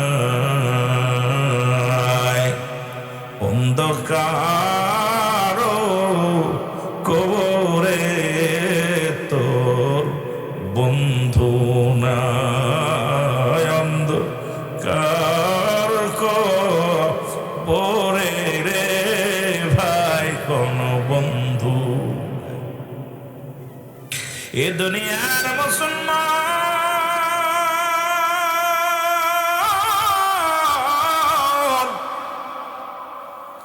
এবার দিন শুরু করলে, দিনের শুরু হলো মুসলমান ফজর। বান্দারে 2 রাকাত সুন্নাত নামাজ তুমি আদায় করলে, সঙ্গে সঙ্গে তুমি হয়ে গেলে আমার রাসূলের প্রেমিক। 2 রাকাত ফরজ নামাজ তুমি আদায় করলা, সঙ্গে সঙ্গে তুমি হয়ে গেলে আমার আল্লাহর গোলাম। দিনের মধ্যে যদি মরণ হয়, তোমার মরণটা হবে আমার আল্লাহর গোলাম, নবীর প্রেমিক। কবরে ভয় নাই, হাসরে ভয় নাই, কারণ রব্বে কারিমের হুকুম তালিম করে যদি ঈমানের সঙ্গে মরতে পারো গো, তোমার জন্য রয়েছে 1 নম্বর জান্নাত ঠিকানা। জোরে বলেন ঠিক কিনা? কষ্ট হচ্ছে? কথা বোঝা যায়? মাগুরা জেলার বাসায় এখনো বলি নাই, যদিও দূরে দূরে থাকি, চট্টগ্রাম সিলেট দিয়ে, তা জেলার তো বাসা এখনো বলি নাই। এই জন্যে আপনাদের বাসার আমার বাসার মধ্যে পার্থক্য হইতো না। কথা বুঝলেন? ওই যে সিলেট অঞ্চলে একবার প্রথম ওয়াজ করতে গিয়ে 2006 সালে, তা ওয়াজ করতে গেছি। এখন ওয়াজের ময়দান থেকে ওই এলাকার খানা খাইতে পারি না, আমার এলাকার খানার সঙ্গে তো মিল হয় না। ওদিকের খানায় পানি একদিক, খানায় তরকারি একদিকে, ভাত চায়া চায়া থাকে, কেমনে কেমনে খুব কষ্ট হয়। খানা খায়া বমি বমি ভাব হচ্ছে। তা হুস কান্দে আয়া আমার সাথে সব আমার সপদ, উনি আমার উস্তাদ সমতুল্য, যেহেতু আমি জুনিয়র পার্সন, উনি সিনিয়র পার্সন। 2006 সালের কাহিনী। আমি হুজুর আমার তো বমি বমি ভাব হচ্ছে, খাইতে পারি না। কেন? কয় রুহুল আমিন একটা পান খেয়ে আউস কান্দে এক দোকানে, হুজুর আমার একটা পান দেন দি ভাই। শুকনো দোকানদার কয় হুজুর শুকনাগু দেখাইবেন না, কাঁচাগু দেখাইবেন। কত বুঝিন? হুজুর শুকনাগু খাইবেন না, কাঁচাগু দেখাইবেন। এখন আমি কই 360 জন আউলিয়া সিলেটের জমিনে আগমন করছি, এত অভদ্রের মানুষ। আমি একটা আলেম মানুষ, যদিও দাড়ি বড় হয় নাই তখন, ছোট ছোট দাড়ি, ফারা পাঞ্জাবি গায়ে, তখন তো আর এরকম মুরব্বী হইনি। আমার বাজানেরা বলে, আমি কই ভাই আপনারা কি বলতে চান? আরে হুজুর শুকনাগু দেখাইবেন না, কাঁচাগু দেখাইবেন। চিন্তা করলাম, তাকায় তাকায় রয়েছি। তখন মাসুম বিল্লাহ সাহেব নামিয়ে দিয়ে আরে হুজুর, আরে ভাই শুকনা দিয়ে দেন, শুকনা দিয়ে দেন। আমি কাছে ভাই আমি খাবো না। আমার কাছে আপনার বাড়ি পেয়ে আমাকে মাগুরা, খুলনা বিভাগ। বলছি এই জন্যই বুঝেননি বা, আরে শুকনা গু না, গু না গুও। এখন ওই যে কান ধরছি, ওই দিন থেকে কানে ধরছি, জীবন আর শুকনোটাও খাবো না, কাঁচাটাও খাবো না। সামনে যত আসে আসুক, শুকনা গু খাবো না, কাঁচা গু খাবো না। কথা বুঝেননি? এক দেশের গালি, এক দেশের বলি। আমাদের পাশেই ফরিদপুর। ফরিদপুরে মেয়েদেরকে বলা হয় কি জানেন? বিটি বলা হয়। যদি মহিলা বলেন আপনি জুতা বাড়ির খাবেন। ফরিদপুর বেশি দূরই নয়, কথা বুঝিনি। এক দেশের গালি এক দেশের বলি। তা আমাদের মাগুরার ভাষা যেহেতু আমি ভুলি নাই, ভাষায় চেষ্টা করব বলার জন্য, বাকিটা দেখা যাক কি হয়। মহব্বতের সঙ্গে ধরে শরীফ পড়েন আল্লাহুম্মা।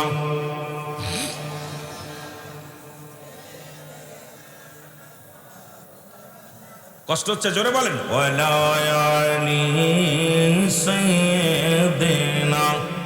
মাইকি টানে কম ভাই, মাইকি টানে কম। এ দুনিয়ার মুসলমান গভীর মনোযোগ। যে কথা বলতেছিলাম, যেহেতু মুসলমান দুইটা টাইমে মরণ হয়। পৃথিবীর মধ্যে তিনটা বিপদ। নাম্বার 1 হলো মানুষের মরণ, নাম্বার 2 হলো কবর, নাম্বার 3 হলো কিয়ামতের ময়দান।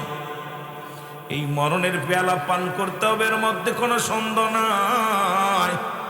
যত বড় টাকাওয়ালা হন, বাড়িওয়ালা হন রে ভাই, এই পৃথিবীর মধ্যে ফিরআউন, নমরুদ, কারণ যারা খোদাই দাবি করেছিল গো, এরা দুনিয়ার বুক থেকে বিদায় নিয়ে গেছে। কখন যেন আপনার আমার ডাক এসে যায়, এই মরণের পেয়ালা পান করতে হবে। ও যুবক, কথাটা এই জন্য আমি বলে যাই, কেন বললাম মুসলমান শোনো। চতুর্থ বাৎসরিক ওয়াজ মাহফিল, 4টা দিন 3 বছর চলে গেছে, অতিবাহিত হয়ে গেছে। বান্দা যখন জান্নাতের বাগানে রওনা হয়ে যায়, প্রতিটা কদমে কদমে আল্লাহ সগীরা গুনাহগুলো মাফ করে দেয়। জোরে বলেন মারহাবা। আর একটু জোরে। ওরে জীবনে যত সগীরা গুনাহ করেছেন, ছোট ছোট গুনাহ গো, সমস্ত গুনাহগুলো রব্বে কারীম মাফ করে দেয়। জোরে বলেন মারহাবা। কি গুনাহ? জোরে বলেন কি গুনাহ? সগীরা গুনাহগুলো, ছোট্ট গুনাহগুলো মাফ হয়ে যায়। কিয়ামত পর্যন্ত আর কোনো নবী আসবে না, নবীদের দরজা বন্ধ হয়ে গেছে রে মুসলমান। আমরা শুধু সগীরা গুনাহ করি নাই, পদে পদে করছি কবিরা গুনাহ গো। নামাজ ছেড়ে দেয়া কবিরা গুনাহ, মিথ্যা বলা কবিরা গুনাহ, বেগানা নারীর সঙ্গে দেখা দেয়া কবিরা গুনাহ, বেগানা পুরুষের সঙ্গে দেখা দেয়া কবিরা গুনাহ। রুহুল আমিন সিদ্দিকী ওয়াজ করলে অনেক মৌলবীর চাকরি চলে যাবে, রুহুল আমিন সিদ্দিকের জবান খুললে অনেক আলেমের কষ্ট লাগবে রে। বেগানা নারী নিয়ে অফিস করবার, ইসলামের দোহাই দিবা। পৃথিবীর মধ্যে যাদের সঙ্গে দেখা দেয়া জায়েজ, তাদের সঙ্গে বিয়ে করা হারাম। এর মুসলমান, এই দুনিয়ার মধ্যে যাদের সঙ্গে দেখা দেয়া হারাম, তাদের সঙ্গে বিয়ে করা জায়েজ। সুতরাং বেগানা নারী চেহারা দেখা হারাম, বেগানা পুরুষের চেহারা দেখা হারাম। এইটা হালাল করার কোন একটা রাস্তা আমাকে দেখাইতে হবে রে যুবক। এই দুনিয়ার মধ্যে মুসলমান শোনো, আজকে ইসলাম ইসলাম বলে আমরা গলা ফাটাইতেছি। আলেম ওলামা পর্দা নাই। আজকে সমাজের মধ্যে দেওরের মুখ দেখা হারাম, বাসুরের মুখ দেখা হারাম। ওরে মুসলমান, চাস্তো ভাইয়ের চেহারা দেখা হারাম, খালাতো ভাইয়ের চেহারা দেখা হারাম, মামাতো ভাইয়ের চেহারা দেখা হারাম। এই ওয়াজ যদি এখন বাংলার জমিনে হয়, অনেক আলেমের কলিজার মধ্যে কষ্ট লাগে রে ভাই। কারণ আজকে দুনিয়ার মধ্যে 5টা গুণের গুণান্বিত নারী বিয়ে করা লাগবে গো। এই 5 গুণের নারী যদি বিবাহ করতে পারো, ও যুবক, এই সমাজ থেকে এগুলো দূর হয়ে যাবে। এ যুবক বাবারা শুনে নাও, যেটা রাহমাতুল আলামিনের মায়ের মধ্যে ছিল। এ মুসলমান শোনো, মুসলমান শুনে নাও, পয়গম্বর সুলাইমান বীর পয়গম দিলেন, এই দুনিয়ার মধ্যে পৃথিবীর খলিফা হইয়াও এই 5 গুণের নারী পায় না, 4টা গুণের নারী পেয়েছে। এই 5 গুণের নারী বিবাহ করতে হবে। আমার যুবকেরা শুনে নাও, যেহেতু আমি মাগুরার সন্তান, মাগুরার যুবকদের বলে যাই, নাম্বার 1, ও যুবক লেখে নাও, 5টা গুণের নারী বিবাহ করবা। তার মধ্যে 1 নম্বরের নারী হলো এই পৃথিবীর মধ্যে সতীত্ব আমানতদারি। এখন এই আপনাদের শ্রীপুরের জমিনে মাগুরা জেলা খুঁজলে খুব দুরস্কার হয়ে যাবে। আজকে মামাতো ভাই, খালাতো ভাই সতীত্ব নষ্ট করে রে ভাই। জোরে বলেন ঠিক কিনা? এই খুব খেয়াল, 5 গুণের নারী বিয়ে করতে হবে। তার মধ্যে 1 নম্বর সতীত্বর আমানতদারি। 2 নাম্বার হলো পর্দাশীলতা নারী। নামাজ যেমন ফরজ, পর্দাও তেমনি ফরজ। এখন পর্দার ওয়াজ মাগুরা যদি বলি, শ্রীপুরের বাজারে গেলে পারে মাছ বাজারে যাওয়া যায় না। মুসলমান তরকারির বাজারে যাওয়া যায় না। কোন জায়গা যাবেন? দুধের বাজারে যাওয়া যায় না, মাছের বাজারে যাওয়া যাওয়া যায় না, শুধু নারীর কারণে অবস্থা খুব খারাপ। বাজারে যাওয়া যায় না নারীর কারণে, ঘাটে যাওয়া যায় না নারীর কারণে, রাস্তায় বাইর হওয়া যায় না নারীর কারণে। ওরে মুসলমান শুনে নাও, নামাজ যেমন ফরজ, পর্দাও তেমনি ফরজ। আজকে পর্দার বিধান নাই, আর কেমন মুসলমান মুসলিম রাষ্ট্র বলে দাবি করো, আগে পর্দার বিধান চালু করো। জোরে বলেন ঠিক কিনা? মনে আপনাদের কষ্ট হচ্ছে? 4-5টা মানুষ বলতে কিছু কিছু মৌলবীর কষ্ট লাগবে, কারণ এই বুকের হাতের খানা খার যাদের অভ্যাস, কথা বুঝেন নাই? এ বাড়ি ও বাড়ি ঘুরে ঘুরে যারা খায়, অনেক বড় বড় মৌলবী আছে যায় বুর কাছে পান চায়, ভাবি একটা পান দেন। অসভ্য বেয়াদব! বাংলাদেশ পরকীয়ার মধ্যে শুধু এর একটাই কারণ হলো পর্দা নাই। জোরে বলেন ঠিক কিনা? আমি আস্তে আস্তে আলোচনার মধ্যে যাই। 3 নাম্বার হলো আমলদারি নারী। মারহাবা বলেন না? এই আমলদারি নারী। 2 নাম্বার পর্দাশীলতা নারী। আজকে পর্দা না থাকার কারণে বউ থুয়া বিদেশে গেলে সে পাওয়া যায় না, কারণ 2 মাস আর দেরি হয় না, 3 মাস দেরি হয় না। ওরে মুসলমান, প্রতিটা 99% মধ্যে 80% ঘরের মধ্যে জিনা ব্যভিচার। জোরে বলেন ঠিক কিনা? মনে হয় মিথ্যা বলতেছে। এর 2 না 3 নাম্বার হলো আমলদারি নারী। এখন আমাদের আমল লাগে না, যত সাজুগুজু করা যায় ততই মার্কেট। কথা কয় না? গুয়ে মাছি। কি মাছি? গুয়ে মাছি। গুয়ে মাছি চেনেন? পদ্ম মাছির জীবনে দেখছেন নি ময়লার পর পড়তে? যুবকেরা দেখছো নি? গুয়ে মাছি দেখবেন ও কিসের পর? রসগোল্লার ফরু পড়ে, পায়খানার ফরু পড়ে। তা আমার দেশের মুসলমান হচ্ছে গুয়ে মাছি। কেউ মন্দিরেও যাই, পূজাও করি, মসজিদে সিজদাও মারি। যারা বলেন ঠিক কিনা? কারণ তিরমিজি শরীফের হাদিস। ও যুবক লেখে নাও, ভুল বললে এখন চ্যালেঞ্জ করো, আমি আস্তে আস্তে দলিলের কথা বলবো, কোরআন থেকে হাদিস থেকে বলবো। তিরমিজি শরীফের হাদিস মুসলমান শুনে নাও। এই পৃথিবীর মধ্যে নয় মুসলমান 3952 নাম্বার হাদিস কানা। রাসূল বলছে, আমার উম্মতের মধ্যে একদল আগমন করবে, তারা নিজেরা মূর্তি পূজা করবে, অন্যকে উৎসাহিত করবে। এখন বাংলার জমিনে চায় দেখলাম আমার মতো কত দাড়িওয়ালা টুপিওয়ালা মন্দির ফাড়া দেয়, মন্দিরে যে নামাজ পড়ে সিজদা মারে, আবার তাদের মুখ ইসলামের কথা বলে। এটা পৃথিবীর মধ্যে সবচেয়ে ইসলামকে চরম অপমানিত করা হয়। জোরে বলেন ঠিক কিনা? কোথায় কি অবস্থা? এবার এক মহিলাকে জিজ্ঞাসা করেছি, ইন্দু এক মহিলাকে, ম্যাডাম এবার পূজা কেমন গেল? কয় ভাই ভালো যায়নি। কেন? আমরা একটু সাজুগুজু করে মন্দিরে যাবো, যায় দেখি মৌলবীরা বয়া বয়া আছে, কেমনে করবো, সাজতে পারি না। কথা বলছেন? আর এক হুজুরে জিজ্ঞাসা করা হয়েছে, হুজুর কি অবস্থা? আমাদের কারণে এবার অনেক মহিলারা পুজোয় ঠিক মতো আসতে পারে না। পূজা হলো আমার, উদযাপন করি আর একজন। অবস্থা খুব খারাপ। এই যদি হয় আমাদের অবস্থা, ইমানের অবস্থা। কারণ ব্যক্তির জীবনের অমূল্য সম্পদের নাম হলো ঈমান। মুরুগো, মানব জীবনের অমূল্য সম্পদের নাম ঈমান। ঈমানবিহীন কোন আমলের মূল্য নাই, রুহবিহীন বডির কোনো মূল্য নাই। দেখতে শুনতে ভালো, ভিতরে রুহটা নাই, বডিটার কোনো দাম নাই, সঙ্গে সঙ্গে বিদায় করে দিবে তারে। জোরে বলেন ঠিক কিনা? আর ঈমান যদি না থাকে, তোর কিসের নামাজ, কিসের রোজা, কিসের দাড়ি, কিসের টুপি, কিসের পাগড়ি, সব বরবাদ। ওরে ঈমানটা আগে আনান করা লাগবে। পরে লা ইলাহা নাই কোনো ইলা ইল্লাল্লাহু কান্নাসারা মুহাম্মাদুর রাসূলুল্লাহ সাল্লাল্লাহু আলাইহি ওয়াসাল্লাম। আল্লাহ রাব্বুল আলামিনের প্রেরিত রাসূল হলো হযরত মুহাম্মাদুর রাসূলুল্লাহ সাল্লাল্লাহু আলাইহি ওয়াসাল্লাম। জোরে জোরে চিল্লায় বলা যাবে না মারহাবা। এখন দ্বিতীয়টা বানাইলা ও যুবক, আমি যেদিকে গিয়েছিলাম লক্ষ্য করবেন, বলতেছিলাম বেগানি নারীর চেহারা দেখা হারাম, বেগানা পুরুষের চেহারা দেখা হারাম। ও বন্ধুগণ, এই গুনাহগুলো মাফের দরকার আছে কিনা? মনে হয় মাফ করবেন না। জোরে বলেন আছে কিনা? আল্লামা কুতুবী রাহমাতুল্লাহ বয়ান করে, দুনিয়ার মানুষ শুনে নাও, বান্দা যখন কবরের ভয়, জাহান্নামের ভয়, কবরের ভয় জাহান্নাম অন্তরে বড় প্রবেশ করেছে, বান্দা যখন খাস তওবা করে জান্নাতের বাগানে এসে খাস তওবা করে আল্লাহ বলে ডাক দেয়, রব্বে কারীম বান্দার জীবনের সব গুনাহ। এখন 3টা বছর পার হয়ে গেল মাহফিল খানা, এই 3 বছরের মধ্যে যদি গুনাহ মাফ না করে নিয়ে যেতে পারি গো, তোমার জীবন বড় বরবাদ। আমি মনে করি তোমার কপালের দোষ, তোমার কপালের দোষ। এত সুযোগ পাইয়া জান্নাতের বাগানাইয়া সগীরা গুনাহ মাফ করলা, বইয়া তওবা করিয়া কবিরা গুনাহগুলো মাফ করে নিবা।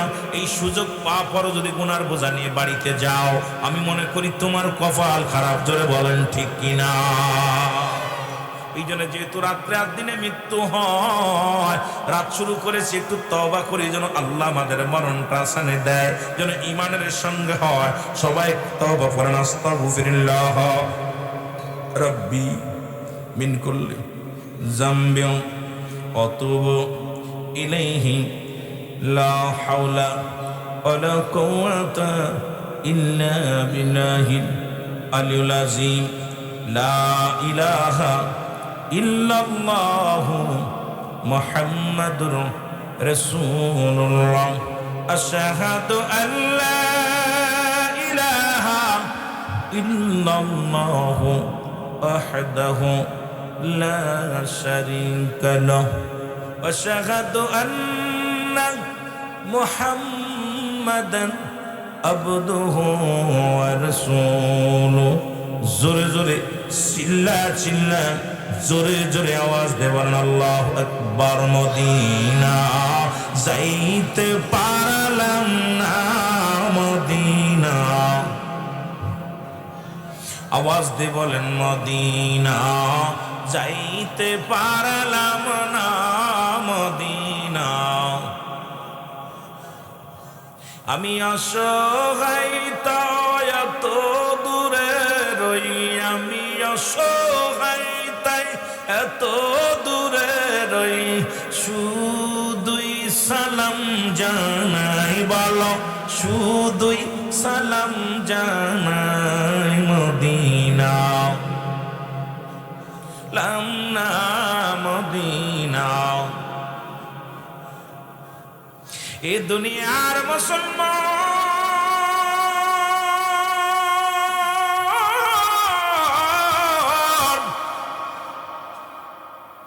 হযরত ওমর ফারুক রাদিয়াল্লাহু তাআলা ইসলামের দ্বিতীয় খলিফা গো, উনার কদমের মধ্যে এক মুরব্বী তার সন্তানের হাত ধরে নিয়ে আসলেন এক যুবককে। সালাম দা, আসসালামু আলাইকুম আমিনুল মুমিনিন। এ আমার সন্তানকে আনছে, বিচার করা লাগবে। এ মাগুরার যুবকেরা শোন, ছেলের জন্য আজকে কত না মিথ্যা মামলা দাও মানুষের নামে। ওই ঘুষখোর সন্তানের পক্ষ নিও না, ঘুষখোর সন্তানের পক্ষ নিও না, জিনাকারী সন্তানের পক্ষ নিও না। বেনামাজির বাবা হয় ও না, বেনামাজি মুসলমান শোনো, সুদ করে বেনামাজি গাঁজাখোর মদখোরের বাবা হয় না। পৃথিবীর মধ্যে ত্যায্য করে দাও সন্তানের বেনামাজি বেপরদা নারীর। এরা মুসলমান শুনে নাও। হযরত ওমর ফারুক ডাক দেখায়, ও বৃদ্ধা, এ কি তোমার সন্তান? বলে জি হুজুর, ইনি আমার ছেলে, বিচার করা লাগবে। আমিনুল মুমিনিন ডাকতে বলে, ও যুবক, তোমার বাবা তোমাকে আমার কাছে আনছে বিচারের জন্য, তুমি কি উনি কি তোমার বাবা হয়? বলে জি হুজুর, উনি আমার বাবা হয়। বলে তোমার বিরুদ্ধে অভিযোগ? বলে আমিনুল মুমিনিন, আমি জানি আপনি ন্যায়পরায়ণ বাদশা, আপনার কাছে ন্যায় বিচার পাবো। বাবাই যখন বলছে আপনার কাছে আনার জন্য, আমি তো দেরি করি নাই, সঙ্গে সঙ্গে আব্বার সনে রওনা দিছি। এরে খলিফা তোমার ফারুক ডাকতে বলে, বৃদ্ধা গো, তোমার অভিযোগগুলো বর্ণনা করো। বিদ্যা বলে, হুজুর, সন্তান বড় হয়ে গেছে, আমার গায়ের মধ্যে বল নাই, আমি শাসন করতে ভয় পায় বড়, এই জন্য আপনার কদমের মধ্যে আনছি, সন্তানের বিচার করা লাগবে। খলিফা ওমর কয়, কি কি অন্যায় করেছে বলো? বলে 1 নাম্বার, আমার সন্তান মাদক সেবন করেছে। যেহেতু সিটু একটা পায়ে গেছি সামনে, এই বরাবর ওয়াজ দেখি করি, তারপর আলোচনায় যায়। এর ডাকতে পারো, হুজুর 1 নাম্বার অপরাধ, আমার সন্তান মাদক সেবিকা গো। আমার যুবক বন্ধুরা শুনে নাও। আর হযরত ওমর ফারুক ডাকতে পারো, ও যুবক, তুমি কি মাদক সেবন করো? বলে জি হুজুর। বলে মাদক সেবন করো কেন? এটা তো গুরুতর অপরাধ। বলে হুজুর আগে জানতাম না, এখন জানলাম। ও মুসলমান শুনে নাও, যে কাজ করলে তো মুসলমান ক্ষতি সাধন হয়, দেহের ক্ষতি সাধন হয়, এটাই তো সম্পূর্ণ হারাম করেছে আমার আল্লাহ। সুতরাং পৃথিবীর মধ্যে আজকে মদ গাঁজা জুয়া যেভাবে চলছে রে মুসলমান, শোনো, আজকে একটা বাড়ি কন্ট্রোল নাই, একটা ঘর কন্ট্রোল নাই। ও যুবক, আমি আস্তে আস্তে আলোচনার মধ্যে যাই। ডাকতে বলে হুজুর, দ্বিতীয় নাম্বার অপরাধ গো, আমার সন্তান মানুষ হত্যা করেছে। খলিফা উমরে ফারুকের চোখ দুটি লাল হয়ে গেছে রে। ডাকতে বলে যুবক রে, তুমি নাকি মানুষ হত্যা করেছো? বলে জি হুজুর। বলে তুমি কি জানো না মানুষ হত্যা করা মাফ? বলে হুজুর জানতাম না, এখন জানছি। কয় তোমার এর বিচার হবে। হুজুর মেনে নিলাম, আপনি যে বিচার করবেন সেই বিচার আমি মেনে নিলাম। তৃতীয় অপরাধ হুজুর, তৃতীয় বিচার হলো আমার সন্তান জিনা ব্যভিচার করে। এ যুবকরা, ওয়াজ একটু কান দেয়া হলো। কি করে? জিনা করে। উমরে ফারুক খুব ক্ষিপ্ত হয়ে গেছে। হযরত উমরে ফারুক রাদিয়াল্লাহু তাআলা কেন যেন একদম টকবক করতেছে রক্ত। ডাক দে বলে যুবক, তুমি কি জিনা করছো? বলে জি হুজুর। বলে তুমি কি জানো না জিনা করা হারাম? বলে হুজুর আগে জানতাম না, এখন আপনি জানাইলেন তাই জানলাম। বলো ও যুবক, তুমি কি শাস্তির বিধান জানো? কয় না হুজুর। বলে শোনো শোনো, পৃথিবীর মধ্যে কোনো যদি যুবক, কোনো বিবাহিত অবিবাহিত নারী, অবিবাহিত পুরুষ যদি জিনা করে, শাস্তির বিধানটা নিয়ে যাও কালীনগরের বাবারা, কালীনগরের পূর্ব পাড়ার যুবকেরা, শ্রীপুরের জগতের বাবারা, আমার একটু লক্ষ্য করে শুনবেন। এর এক নাম্বার, যদি কোনো অবিবাহিত নারী, অবিবাহিত পুরুষ জিনা করে গো, থাক ভাই থাক, এ ভাই থাক থাক, ঠিক আছে। এরে যদি কোনো ব্যক্তি জিনা করে, শাস্তির বিধান হলো 100 ডুরা তার গায়ের মধ্যে মারতে হবে। যদি সে কয়েক ডুরা মারা পর যদি মারা যায়, ও মুসলমান, সে কাফন পাবে, দাফন পাবে, জানাজা পাবে। শুধু অবিবাহিত থাকার কারণে তার জন্য কাফন জায়েজ আছে, তার জন্য জানাজা জায়েজ আছে, তার জন্য দাফন জায়েজ আছে। মুসলমান, দাফন করানোর পর বাকি যে বেতের আঘাতগুলো থাকে এটা তার কবর উপরে মারতে হবে। এটা হলো কোরআনের আইন, এটা হলো হাদিসের আইন। শুনে নাও, একটা বিচার যদি শ্রীপুরের জমিনে হতো, আমার দেশের এই যুবক যুবতী জিনা ব্যভিচার চিরতরে বন্ধ হয়ে যেত। বলেন ঠিক কিনা?